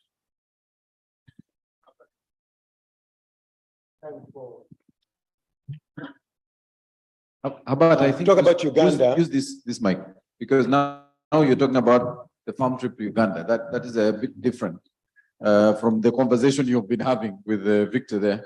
And so you're allowed. Yes, Victor, you can. Yeah, there you go. Yeah. Let me get it to be switched on. Guys, take. Okay, I'm there. Thank you very much. Now, the trip to Uganda will be one of those historical trips, leaving the sea level where everything is salted, to an area where there is fresh water without any test. We don't have many factories for water because our water is just God-given in some mountains. But of course, anyway, you will see for yourselves. You leave on 23rd in the morning, get to Kampala. We'll pick you up because the program is just condensed. And I had to stand in and actually oppose the ambassador that just maybe give some space here. But we'll take you around Kampala to show you where millions of people go in June. It's just amazing to see where people go.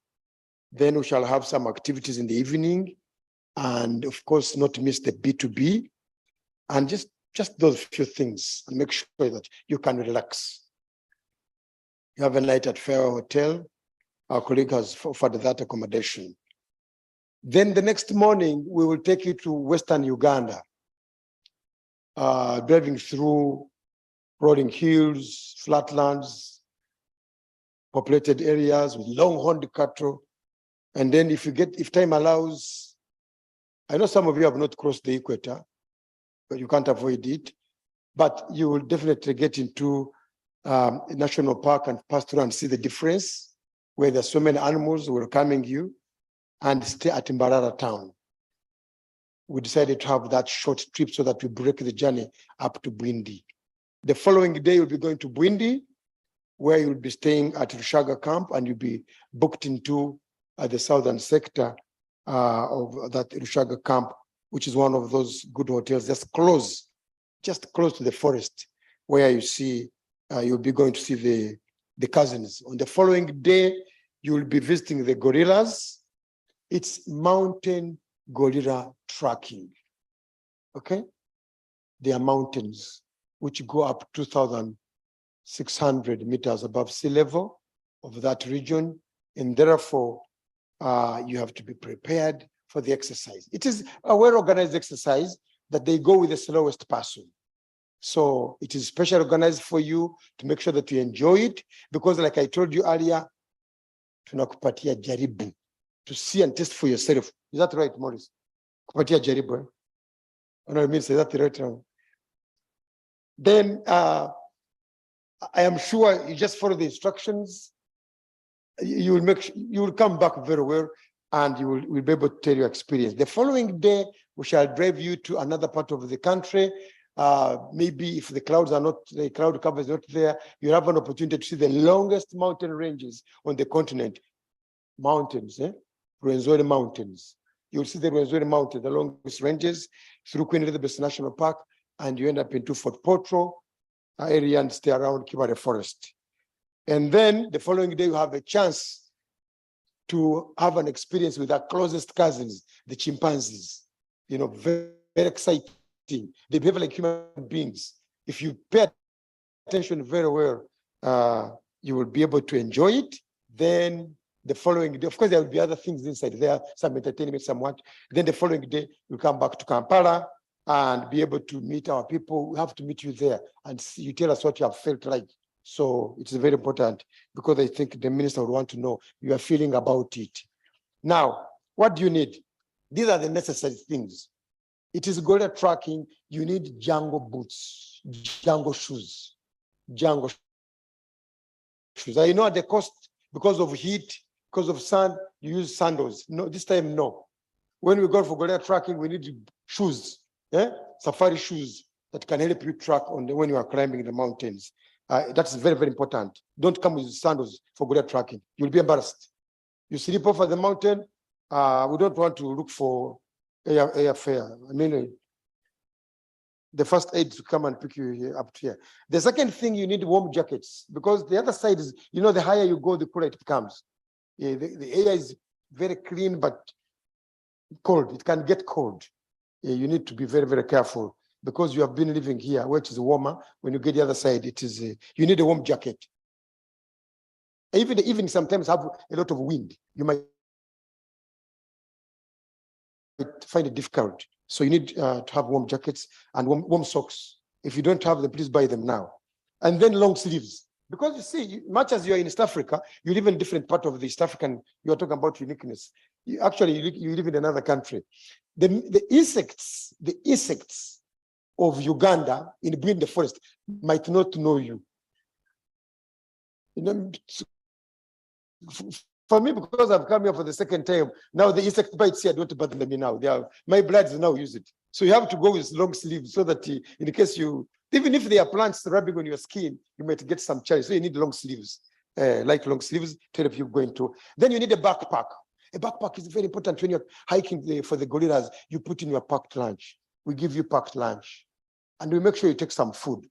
It's not about like you, I know here you can get a chapati and put in your pocket and go with it. But the other side, we give you some food and put in your pack, and then you put some water and carry it, and then, you know, put in your pack, okay? But if in case you are not used to carrying these things, you might need a porter. We use community porter because this community play a very big role in conservation, and we pay them $20. That's the money which is official out there. You carry it also and support conservation. You thank them for protecting the animals. That was not in the package, but I think you need a porter. It's also very good. But of course, please do not go for the farm trip. If your phone can't take a camera, can't take a photo. Go with a phone that can take pictures, and when you are on the way, share on your Facebook. Like I'm doing here. I'm sharing with the whole world. Everybody knows I'm in Kenya. Even the birding community all over the world, with 3 million people, know that I was at Voyage yesterday. I saw some special birds, and they already know. So we want you to take photos, share them on Twitter, share them on your Facebook pages. Go with a if you have a good camera, come with it. If you have your phone, you haven't bought a new phone, go and buy it now. You know, shopping before you travel. Shop now and come with a nice camera. So you take pictures and show your people, look at this one, look at it. When you find a gorilla, please make sure you take a photo with a gorilla in the background, and you'll be the best marketer. I think that's how we can do it. The rest is just be happy, go with a nice attitude that you are visiting, you are part of the country, and the people are very good. You just enjoy. Thank you very much. Any other questions? You can always find me on any platform on internet. My name is Herbert Biaruhanga, B-Y-A, Ruhanga, of God. Herbert Biaruhanga. You can always find me. Ask me any question you want. I will provide it to you. Or visit the UTB store. The information is available for any further questions. Yes, Mama. This is very special, please. Yes. Let me bring the microphone so we can hear all of you. Very special. Yeah, sorry, I just wanted to get something right. You said the safari boots or hiking shoes? We usually call them jungle boots. No, the mountain you go with the hiking shoes. Yes. They are different from boots. Okay, it's just English, American and British. Okay, thank you. Whatever works, it's about I maximum actually traction. thought it was English. It was really just American and British English. Just American. British. Yeah. Yes. Otherwise, thank you very much. Thank you very much, Herbert. Ladies and gentlemen, I think we need to put our hands together for KCTA and KTA, or UTA, sorry.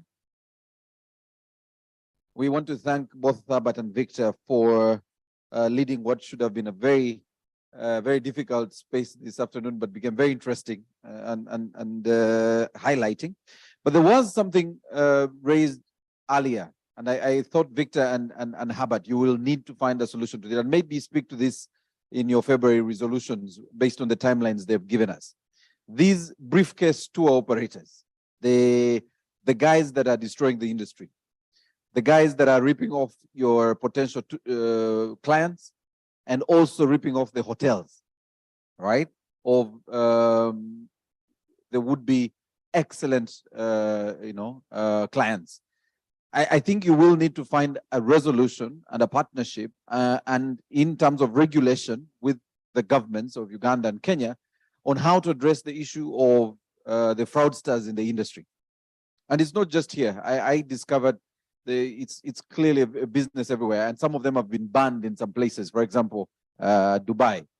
So you will need to find a solution to this amongst yourselves as operators, and I'm glad maybe there's a solution here. You're giving me a solution. Yeah, I thought so.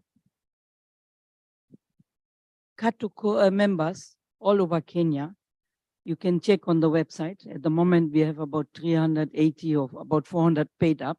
We are bonded. So in case of any mischief happens, you can always go to our ethnic committee. Maybe you will not recover all money, but there is a good quality.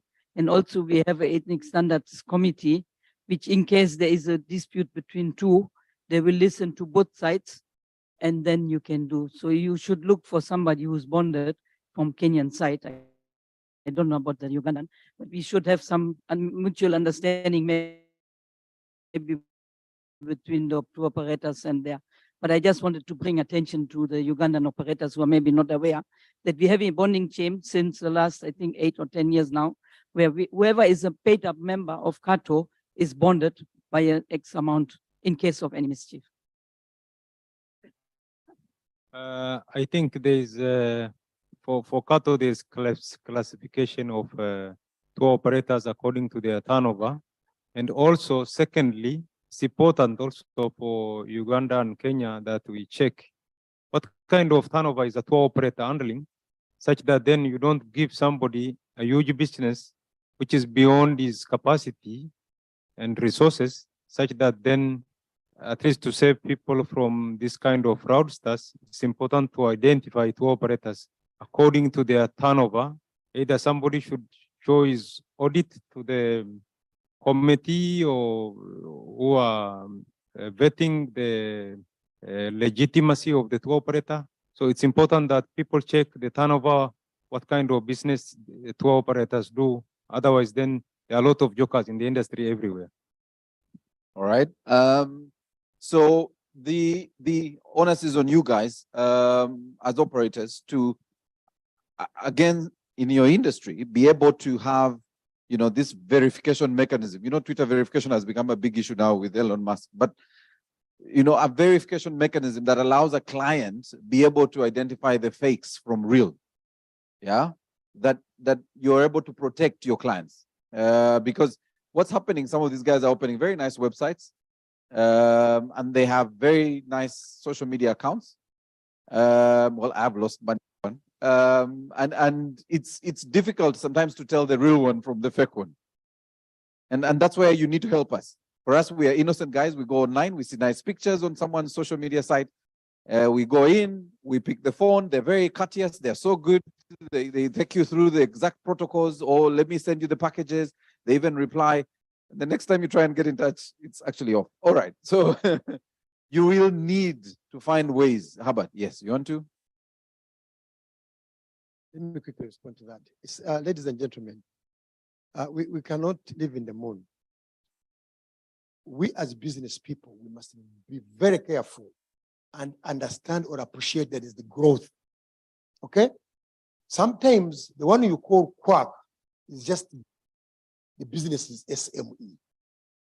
They are very genuine, they have the knowledge, they have whatever it takes to do business, but they are small in terms of growth, okay? They are not hiding anything. That's why in Uganda we have standards. We have a system whereby everybody registers. Whether you are small or big, you will be registered, okay? Now, tell me, even in Kenya here, do you all have all the vehicles necessary for a tour, or you have companies which can even provide vehicles for hire, isn't it? Aha. If you have guys in the system, you have hotels, you have all these service providers, as long as somebody is registered, they can do business. However, there are those who have got huge volumes of hotels. Someone owns 5 hotels, someone owns 200 vehicles. That's another category, okay? But you can still do business with another person who has 5 vehicles, isn't it? We only need genuinity. We need people to be registered so that we can have good business and let people grow. Otherwise, if the big ones say, don't work with the small one, then what if the big one dies? What happens?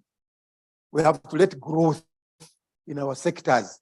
And growth can only be done by standards, by setting processes and systems that operate. And that will be very good. So the code of conduct is going to have all these things together so that the code of conduct can help the vetting committee or evaluation committee to be able to do this. Thank you very much.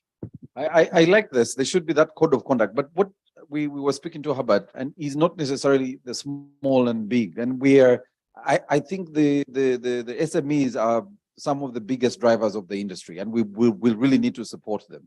The challenge is that identifying some of the non-players who are now playing in your field and pretending to be players. You get it? You get the difference? Yes. The good thing I forgot, sorry, Maurice. Sorry, Maurice. You see, in this sector, we know each other every other time. If someone is banned, and we agreed upon it, and somebody has been banned and flashed on all websites, that is it. They will know they are finished. Nobody will ever deal with them, and that is the best way to do it. All right, so we will need to identify a lot of these people in the field. I opened a can of worms. I honestly, Victor, I should never have brought this up, but it's very important to discuss it. We need to clear the air before I ask Ambassador to invite the minister to close. Yes, Atim. Thank you very much. My name is Atim Andrew from the Hotel Owners Association, Uganda. The issue we are talking about is very important because there are a lot of fraudsters in this thing. And just in 1 minute, let me tell you, there are guys who are doing an itinerary from Zanzibar through Kenya, through Uganda to Cape Town. They are Dutch guys. And they had a night in Ginger about a week ago. A fraud tour operator booked them in a hotel in Ginger, and they have not paid till today. I've just been WhatsApping one of the guys, and they have not gotten their money paid. We need to come up with proper guidelines and maybe a memorandum of understanding between the tour operators and the hoteliers to get this sorted, such that if a person is not belonging to Auto in Uganda or whatever the tour operators are called in Kenya, and the hotel owners in Uganda, that person is not listed somewhere. We need to come up with those proper guidelines, and it starts in this room and today. Thank you very much. So the partnerships we were speaking to, and if, for example, I know Kato, since Kato is a name in Uganda, you know, yeah. Since Kato is in this room and UTA, even if somebody, for example, was a European company that was booking for tourists coming into Uganda, you're able to quickly go into some platform and verify that that is genuine. Okay, I see where we're going. Thank you very much. My name is Anthony Ochieng. I'm the MDR Uganda Tourism Board, Africa Source Markets. My experience in this, please, Uganda Travel Trade Partners, when you're dealing with the Kenyan Travel Trade Partners, deal with association membership. There are associations which are recognized here in Kenya. You can go to Kenya, it's called what, Julius? Tourism Regulatory Authority website. You will get all the compliant association in that website. If a particular tour operator you're trying to deal with and is not in that list of the regulator, please stop dealing with that tour operator. Because it becomes easy if anything happens. We've handled many cases of such. If anything happens, it becomes easy for the association to take over. Just like my senior Solankia said, CATO is the biggest tour operator association, probably in Africa, all right? So deal with CATO members. There are other associations also in Kenya who do tours. Kenya Association of Travel Agents, Tour Operators Society of Kenya. There are many, but they are compliant as per the requirements of the regulator. So, travel trade partners, from experience as the MDR, WAC, let me call them that, in the website and Google. Please be very careful. Secondly, digressing from this, as an MDR, my work is to position Uganda in Kenya and other source markets in Africa for Uganda inbound. One of the things that the Kenyan travel trade are really looking forward to as a result of this B2B is to create synergies and ease trade between travel trade partners here in Kenya and travel trade partners in Uganda. Communication has been a challenge. From our research, tour operators from Kenya, whenever they communicate to tour operators or travel trade partners in Uganda, they take so long to respond. Mr. President, kindly address that. From our end, we are also trying to address what we are. The associations are also trying to address what we are currently discussing, which is fraud. But the root solution to all this is please deal with the bona fide, compliant, recognized associations. Thank you. Okay, but were you going to answer the question or you're going to pick a sweet? Okay, no, all right. I was just making sure. All right, so thank you very much. I'm hoping we've at least in this conversation picked something we can move with in the resolutions around the fraud companies and the fraudsters in the industry. I want to very quickly now invite our host, the ambassador and consul general here, Ambassador Mlimba, to come. Ambassador, no, Victor, you want to come again? Victor amemaliza. Uko na maneno? Kuja I was trying to add my Swahili and then Herbert said yours is finished now. Naomba uite Ambassador akuja salamie watu, akimaliza aite chief guest minister. How do you say close? Afunge. I maneno.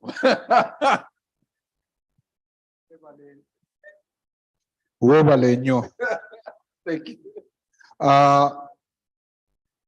Colleagues in the industry, both in Kenya and Uganda, thank you very much for coming first to Kenya, second to the conference. Thank you very much for the follow-up that you will force both Herbert and I to ensure that we move forward, because you need to drive us, you need to force us to move forward.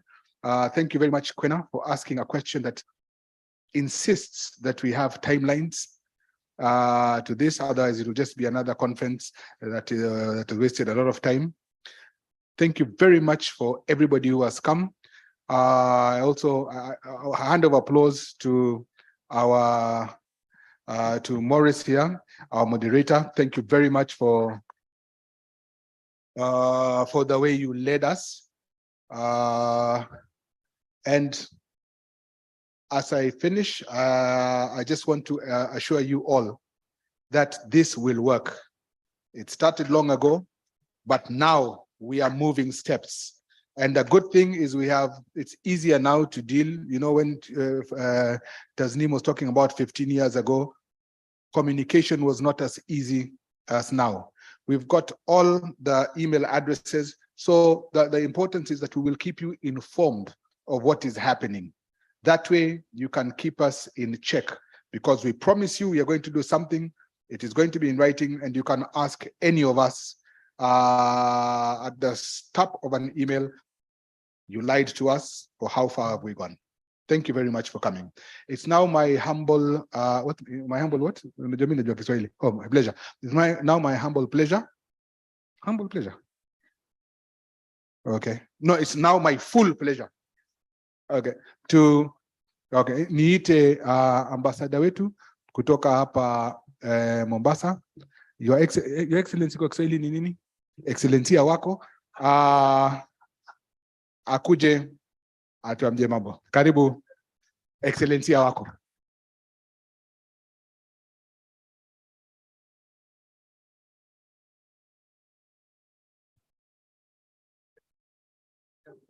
Thank you, Victor.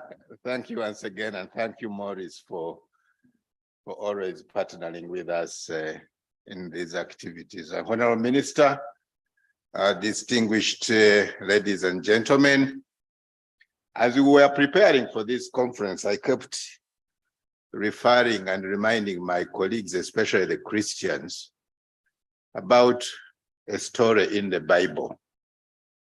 And this story was about a gentleman, a very rich gentleman, who organized an event. I don't quite remember if it was a wedding. But then at the end of it, he was staying in a gated compound. And at the end of the day, the guests whom he had invited, his fellow rich men, did not turn up for the event. So he had now to open his gates and allow in every, I don't want to call them Tom, Dick, and Harry, but it was almost that. And he allowed all of them into the compound, and he started serving them the food and the drinks and all that. Of course, for them it was a pleasure, but for the organizer it wasn't. But for us, we have not had to open our gates because the people whom we invited for this conference and exhibition have actually turned up and sat through. It's now 5 p.m. On most conferences by this time, you will find one person here, another one there. People will have already left. But thank you very much. Tourism and travel partners, Anthony. You know, yesterday I said that now I'm a tourism expert. Thank you very much for honoring our invitation. I request you to clap for ourselves. Thank you very much for accepting to come and join us.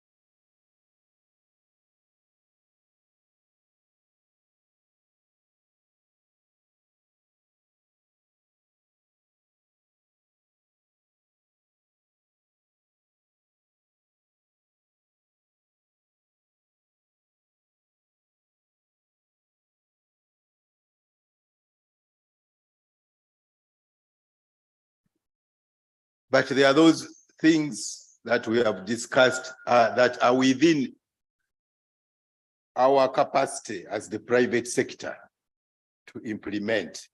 And in some of the appearances I've made during the preparations for the conference, I told people that whereas if this was an investment conference or a trade mission, you would need resources, new resources actually, to open up a new investment or to expand your import or export business.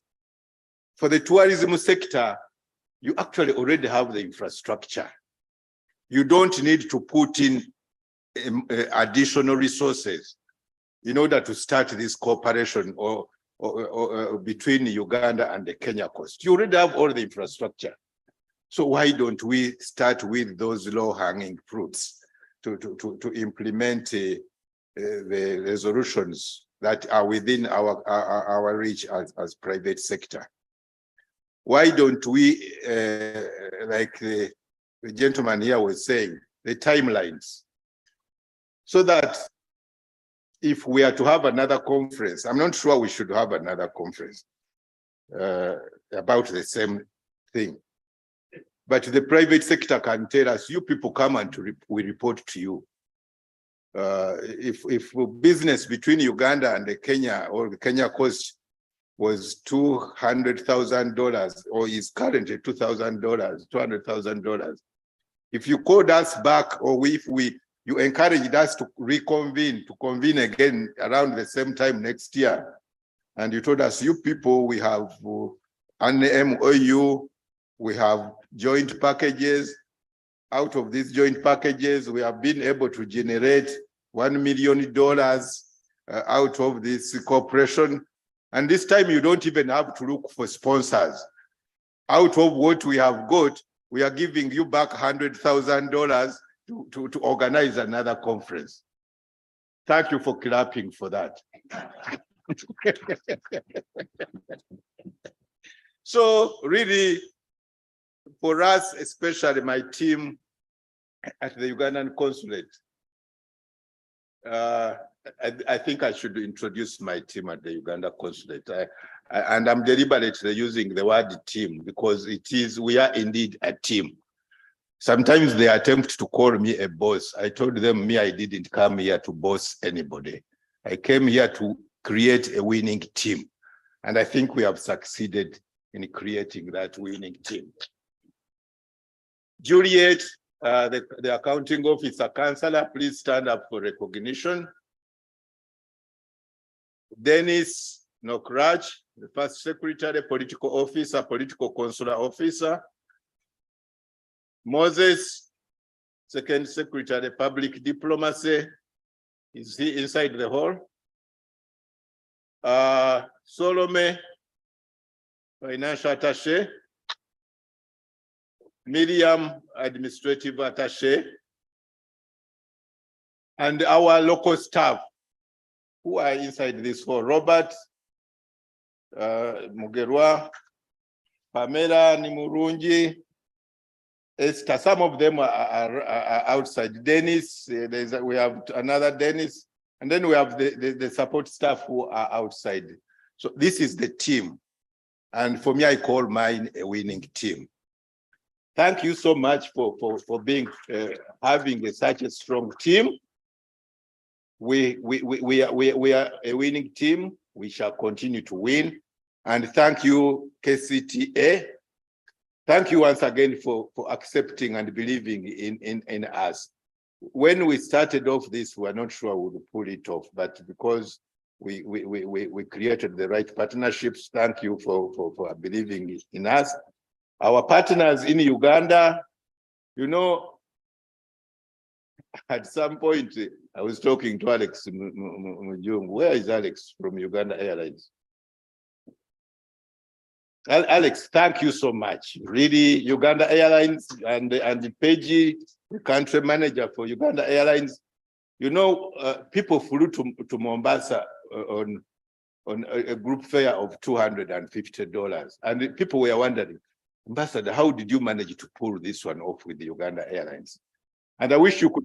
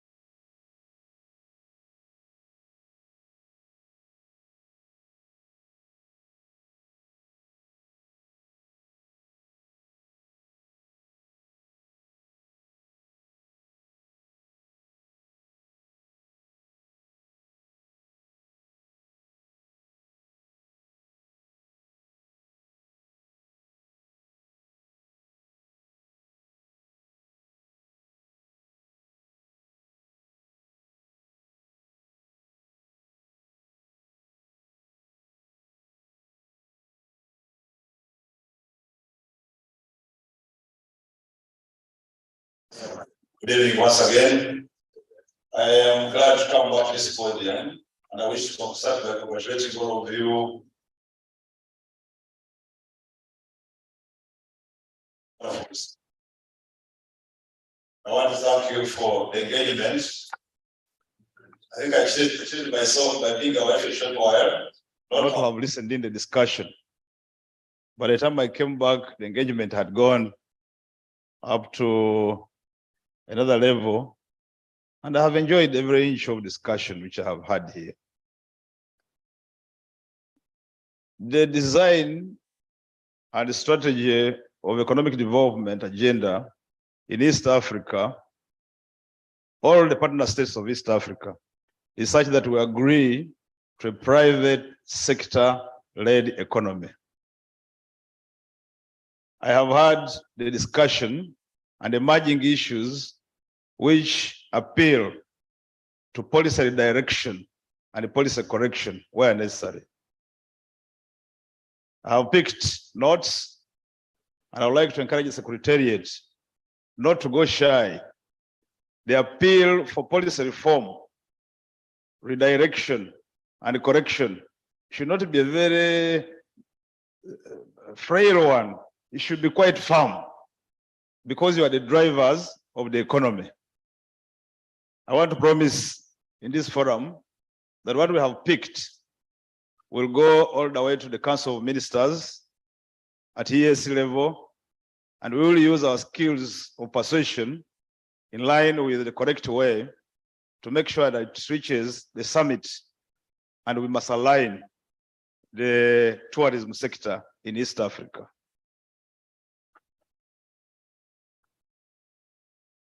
If we are to make progress, like we agreed in the morning, God has endowed us, God has blessed us. We really have whatever it takes.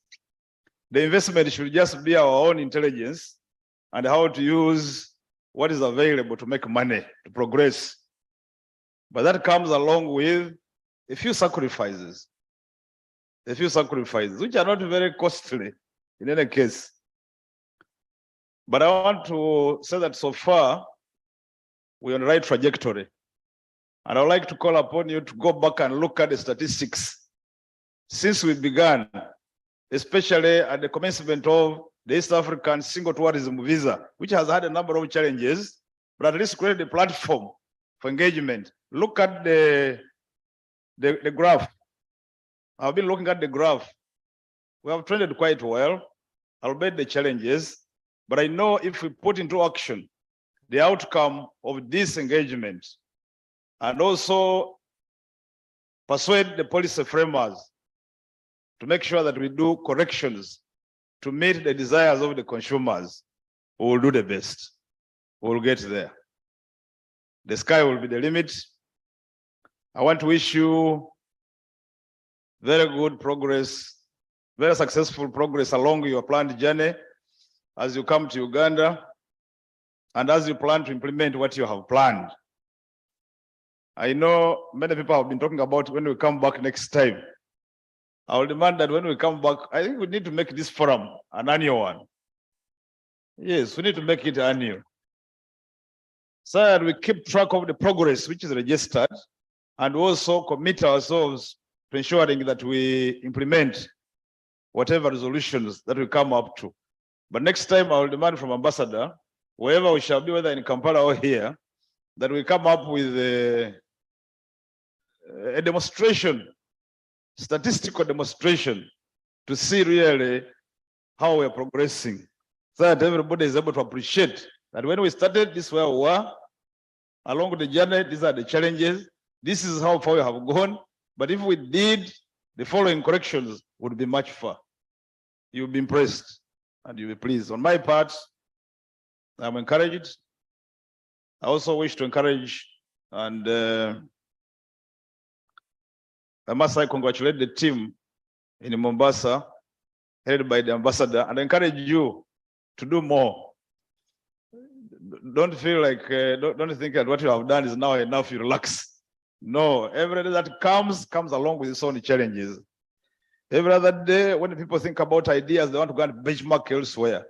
I would be very glad to hear that now people are going to Mombasa to benchmark from our consulate general in Mombasa on how really to engage in sixth gear in respect to growth of tourism.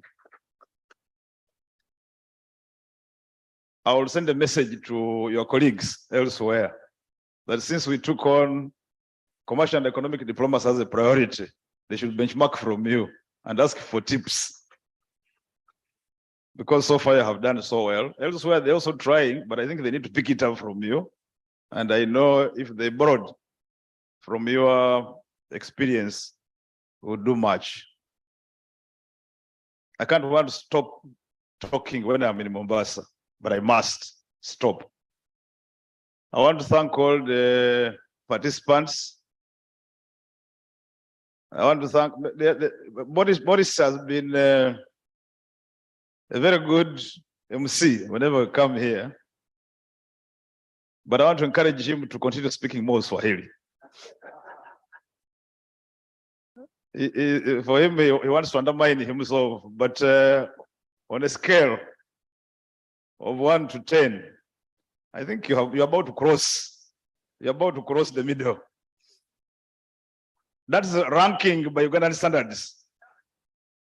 I don't want to offend the Kenyan Swahili speakers. I'm talking about the Ugandan standard. Not many can do the way you do. Not many. But I think coming to Mombasa is making you firmer and firmer. So proceed. Even when you go back to Uganda, tease them. Speak that you have spoken here. I want to thank our hosts. Really, I can't thank you more than I did in the morning, but let me just emphasize the warm reception, hospitality, and the care that you have given us ever since our arrival here up to now. If it weren't for anything, we would have asked for extension. But due to other commitments, certainly we have to go. But also want you to come to Uganda anyway. Maybe when you come to Uganda, Mr. Yaruhanga, you make sure that you extend their stay. Today, they have fed you on a number of items from the sea. Make sure when you come to Uganda, you revenge, and give them a little more blessed by nature, other than the sea, other than the ocean, but also give them something from the lake. Moses has already told us about the difference, salty, fresh, about the waters, but also have those products. Here you have eaten fish from the salty, give them the other fish from the other side.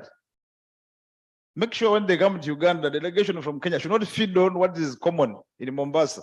Make sure the dish is extraordinarily different. I was asking somebody, do you know millet bread? Somebody was asking me, millet bread? What is it made out of?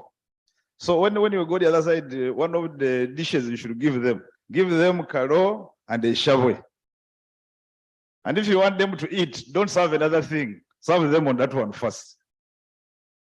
Because they will have no option.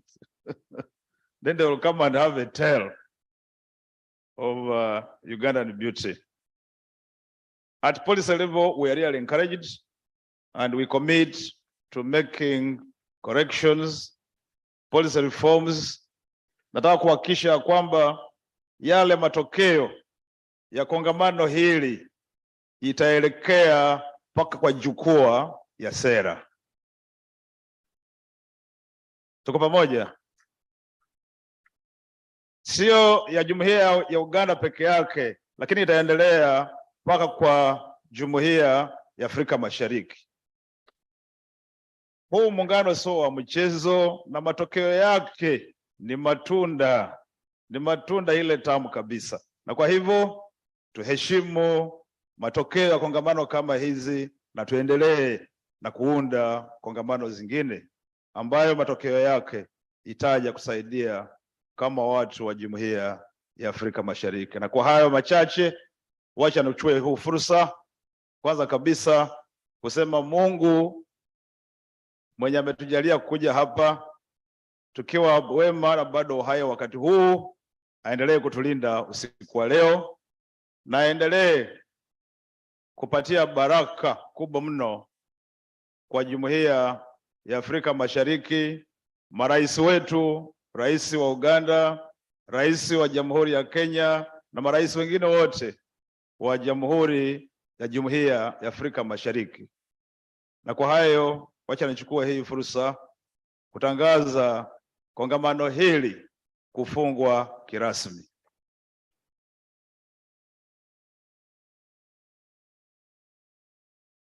Mungu ibariki Jamhuri ya Kenya, Mungu ibariki Jamhuri ya Uganda, Mungu ibariki Jumuiya ya Afrika Mashariki.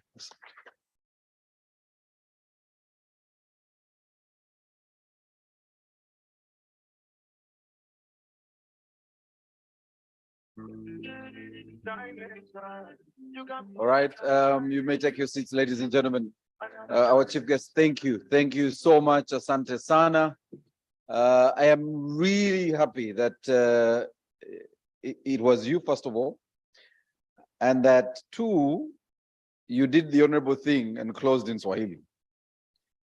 Because I don't know what we would have done without speaking Swahili in Mombasa.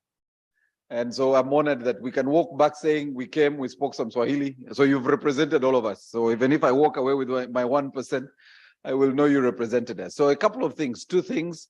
If you can, dinner is available. All of us are invited. Again, as they mentioned, it will be by the ocean. Please, please make your way there.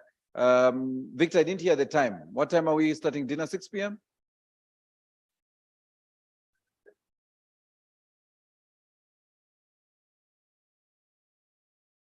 And I suggest, they had told us dinner is at 6:30. My suggestion is we can walk there and continue our B2Bs, but in case you want to stay here, you could start from here and then join us downstairs at 6:30 for dinner. 7, well, 6:30, we'll come earlier and play some music. We are fine, don't worry. All right, there's a live band. Fantastic. We'll start with the live band as a starter, don't worry. The other part is the Ugandans who will be going on the farm trip starting tomorrow. The Ugandans are going for the farm trip starting tomorrow. Please see the secretariat because we'll need to handle the accommodation logistics to let you know where you will be staying.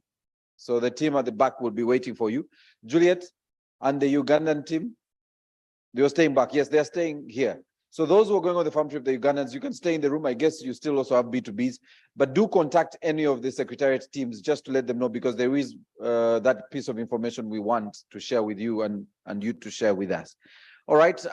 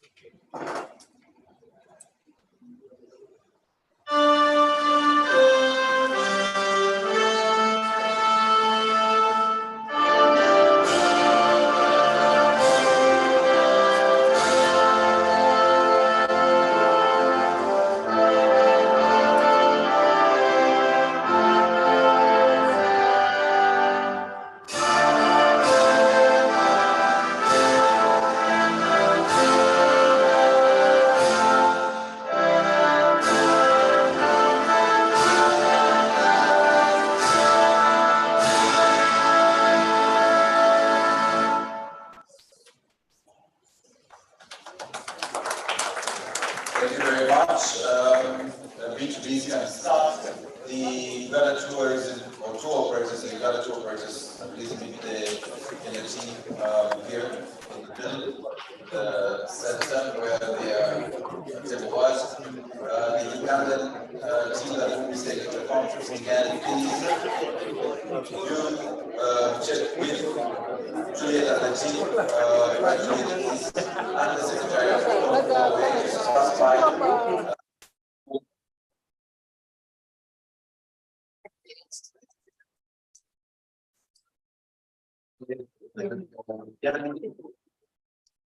and then the teacher mentions ladies and gentlemen, it's 6:30, so there's going to join us by the guidance meeting.